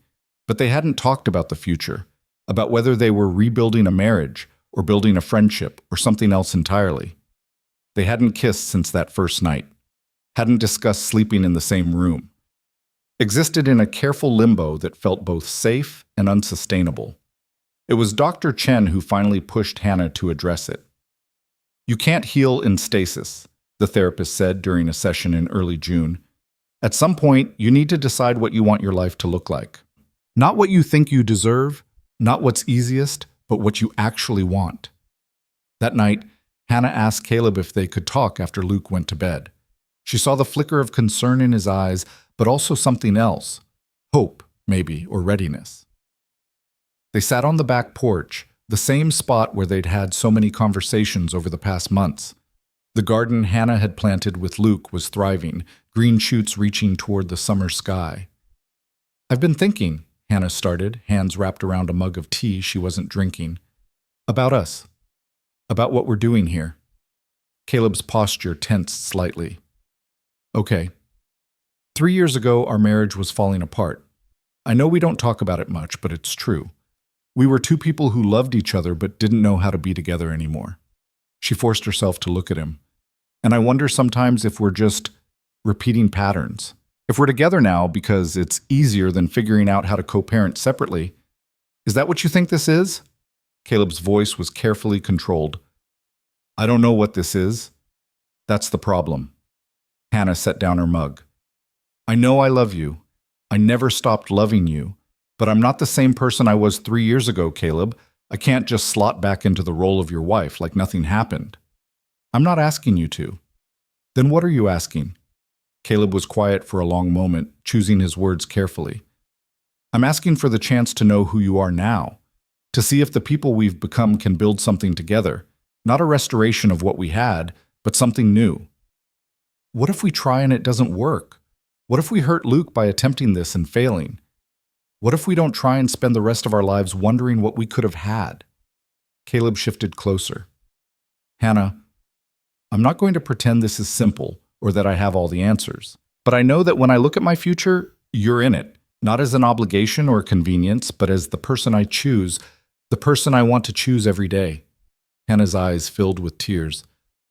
I'm scared. I'm so scared of failing you again. You didn't fail me the first time. We failed each other. We were young and stupid, and we didn't know how to communicate. His hand found hers. But we're not those people anymore. We've both survived things that should have broken us. If we can survive that, we can survive the hard work of building a real partnership. I don't even know where to start. How about we start with honesty? Real honesty, not the kind where we protect each other's feelings. Caleb's thumb traced circles on her palm. I'll go first. I'm terrified that you're going to wake up one day and realize you stayed because you felt obligated, not because you wanted to. I'm terrified that I won't be enough, that my work will consume me again and you'll feel neglected and history will repeat itself. Hannah squeezed his hand. I'm terrified that I'm too broken to be a good partner, that my trauma will always be there, creating distance between us, that you'll resent having to constantly reassure me that I'm safe when I should just know it by now. Those are good fears to name. Doesn't make them less scary. No, Caleb agreed, but it makes them manageable. We know what we're afraid of. We can work with that. They sat in silence, hands intertwined, the weight of the conversation settling around them. I want to try, Hannah said finally. I want to try building something new with you, but I need us to do it right this time. I need couples therapy. I need you to really hear me when I'm struggling, not dismiss it as stress or anxiety. I need those things too, Caleb interrupted gently. I need you to tell me when I'm working too much, when I'm not present. I need you to trust that I'm strong enough to handle your hard days, that you don't have to protect me from your pain. Deal. Deal. Caleb leaned in slowly, giving Hannah time to pull away, and kissed her. It was different from their kisses 3 years ago, less desperate, more intentional. A promise instead of a passion. When they pulled apart, both were crying. I love you, Caleb said. The you that exists right now, trauma and strength and everything in between. I love you too, and I'm choosing to trust that this time can be different. It will be, because we'll make it different. They started couples therapy the following week with a counselor Dr. Chen recommended. The sessions were hard, often leaving them both emotionally raw, but they also created space for conversations they'd never had before. They talked about expectations and boundaries, about what partnership meant to each of them, about how to balance Caleb's demanding career with Hannah's need for consistent presence. They also talked about intimacy, not just physical, but emotional. About the ways Hannah still sometimes felt like a guest in the house that should be her home. About Caleb's tendency to try to fix problems instead of just listening. About building trust after it had been shattered. I think we should plan a date, their therapist suggested after a particularly productive session. Something that's just for the two of you, not about being parents or survivors or anything except two people who care about each other. The idea felt foreign and exciting. Hannah couldn't remember the last time she'd been on a date, probably before Luke was born. But the following Saturday, Patricia volunteered to watch Luke overnight, and Caleb made reservations at a small restaurant overlooking the Sound. Hannah spent an hour getting ready, trying on 3 different dresses before settling on something simple. When she came downstairs, Caleb was waiting in a suit, holding flowers. "You look beautiful," he said, and the sincerity in his voice made Hannah's cheeks flush. "You clean up pretty well yourself." Dinner was lovely. Good food, easy conversation, the kind of comfortable companionship that comes from really knowing someone. But the real magic happened afterward, when they walked along the waterfront as the sun set, painting the sky in shades of orange and pink. "I've missed this," Hannah said, her hand in Caleb's. "Just being us. We can have more of it. We just have to make it a priority." "Even with your schedule?" "Especially with my schedule." Caleb stopped walking, turning to face her. "Hannah, I've been thinking about making some changes at work, promoting someone to handle more of the day-to-day operations so I can step back a bit, focus more on strategy and vision, less on being in the office 80 hours a week." "You do that?" "I already am. Started the process last month, actually. I hired a COO. He smiled. "Learned my lesson about indispensable assistants." Hannah laughed, the sound surprising her. She was laughing about Serena, about that nightmare, and somehow it didn't feel wrong. "I think," she said slowly, "I'm starting to believe this might actually work." "Good, because I've been believing it all along." They kissed as the sun finished setting, and for the first time in 3 years, Hannah felt genuinely hopeful about the future. The summer passed in a series of small victories. Luke started calling Hannah Mom consistently, without the occasional slip back to Hannah. The nightmares that had plagued her began to space out, from nightly to weekly to occasional. Hannah gained weight, filling out to a healthy size, color returning to her cheeks. She started wearing her wedding ring again, the simple band Caleb had given her 7 years ago, now fitting loosely on her thinner finger. In August, Hannah suggested they take a family vacation, something they'd never done when Luke was a baby, always too busy or too stressed or too broke in those early startup years. They rented a cabin on the Oregon coast, just the 3 of them, and spent a week building sandcastles and flying kites and being together without the weight of Seattle and all its memories pressing down. One evening, after Luke had gone to bed, Hannah and Caleb sat on the cabin's porch watching the ocean. "I've been thinking about something," Hannah said. "Something big." Caleb waited, patient. "I want to go back to school, get my degree in social work maybe, make official what I've been doing at the shelter." She glanced at him. "It would mean 2 years of classes, probably some internships, less time at home, less availability for Luke." "Okay." Hannah blinked. "Okay? Just like that?" "You're asking permission to build a career doing something you're passionate about. Why would I object to that?" "Because it's not practical. Because we don't need the money. Because you think you should prioritize everyone else's needs over your own?" Caleb took her hand. "Hannah, you spent 3 years in pure survival mode. Then you spent months recovering. You're allowed to want something for yourself. You're allowed to build a future that excites you." She leaned against him, grateful beyond words.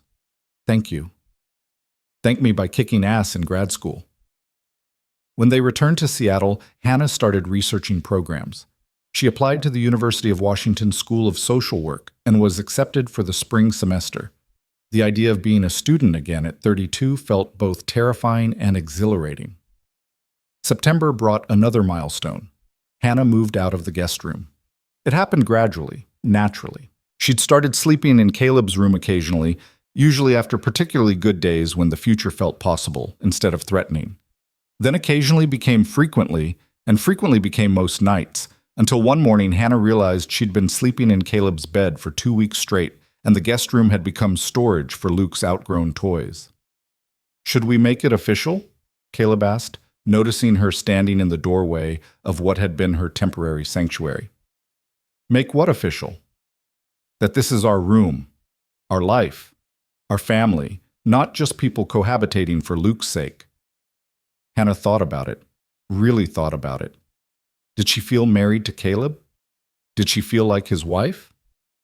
"I feel like your partner," she said finally. "Not because a piece of paper says so, but because we choose it every day. That works for me." They moved Hannah's belongings that afternoon, blending her things with Caleb's, creating a shared space that belonged to both of them. It felt significant, like planting a flag in the future. October brought an unexpected challenge. Luke came home from school upset, having been teased by another child about his mom being homeless. Marcus said you lived on the street like a bum, Luke reported, tears in his eyes.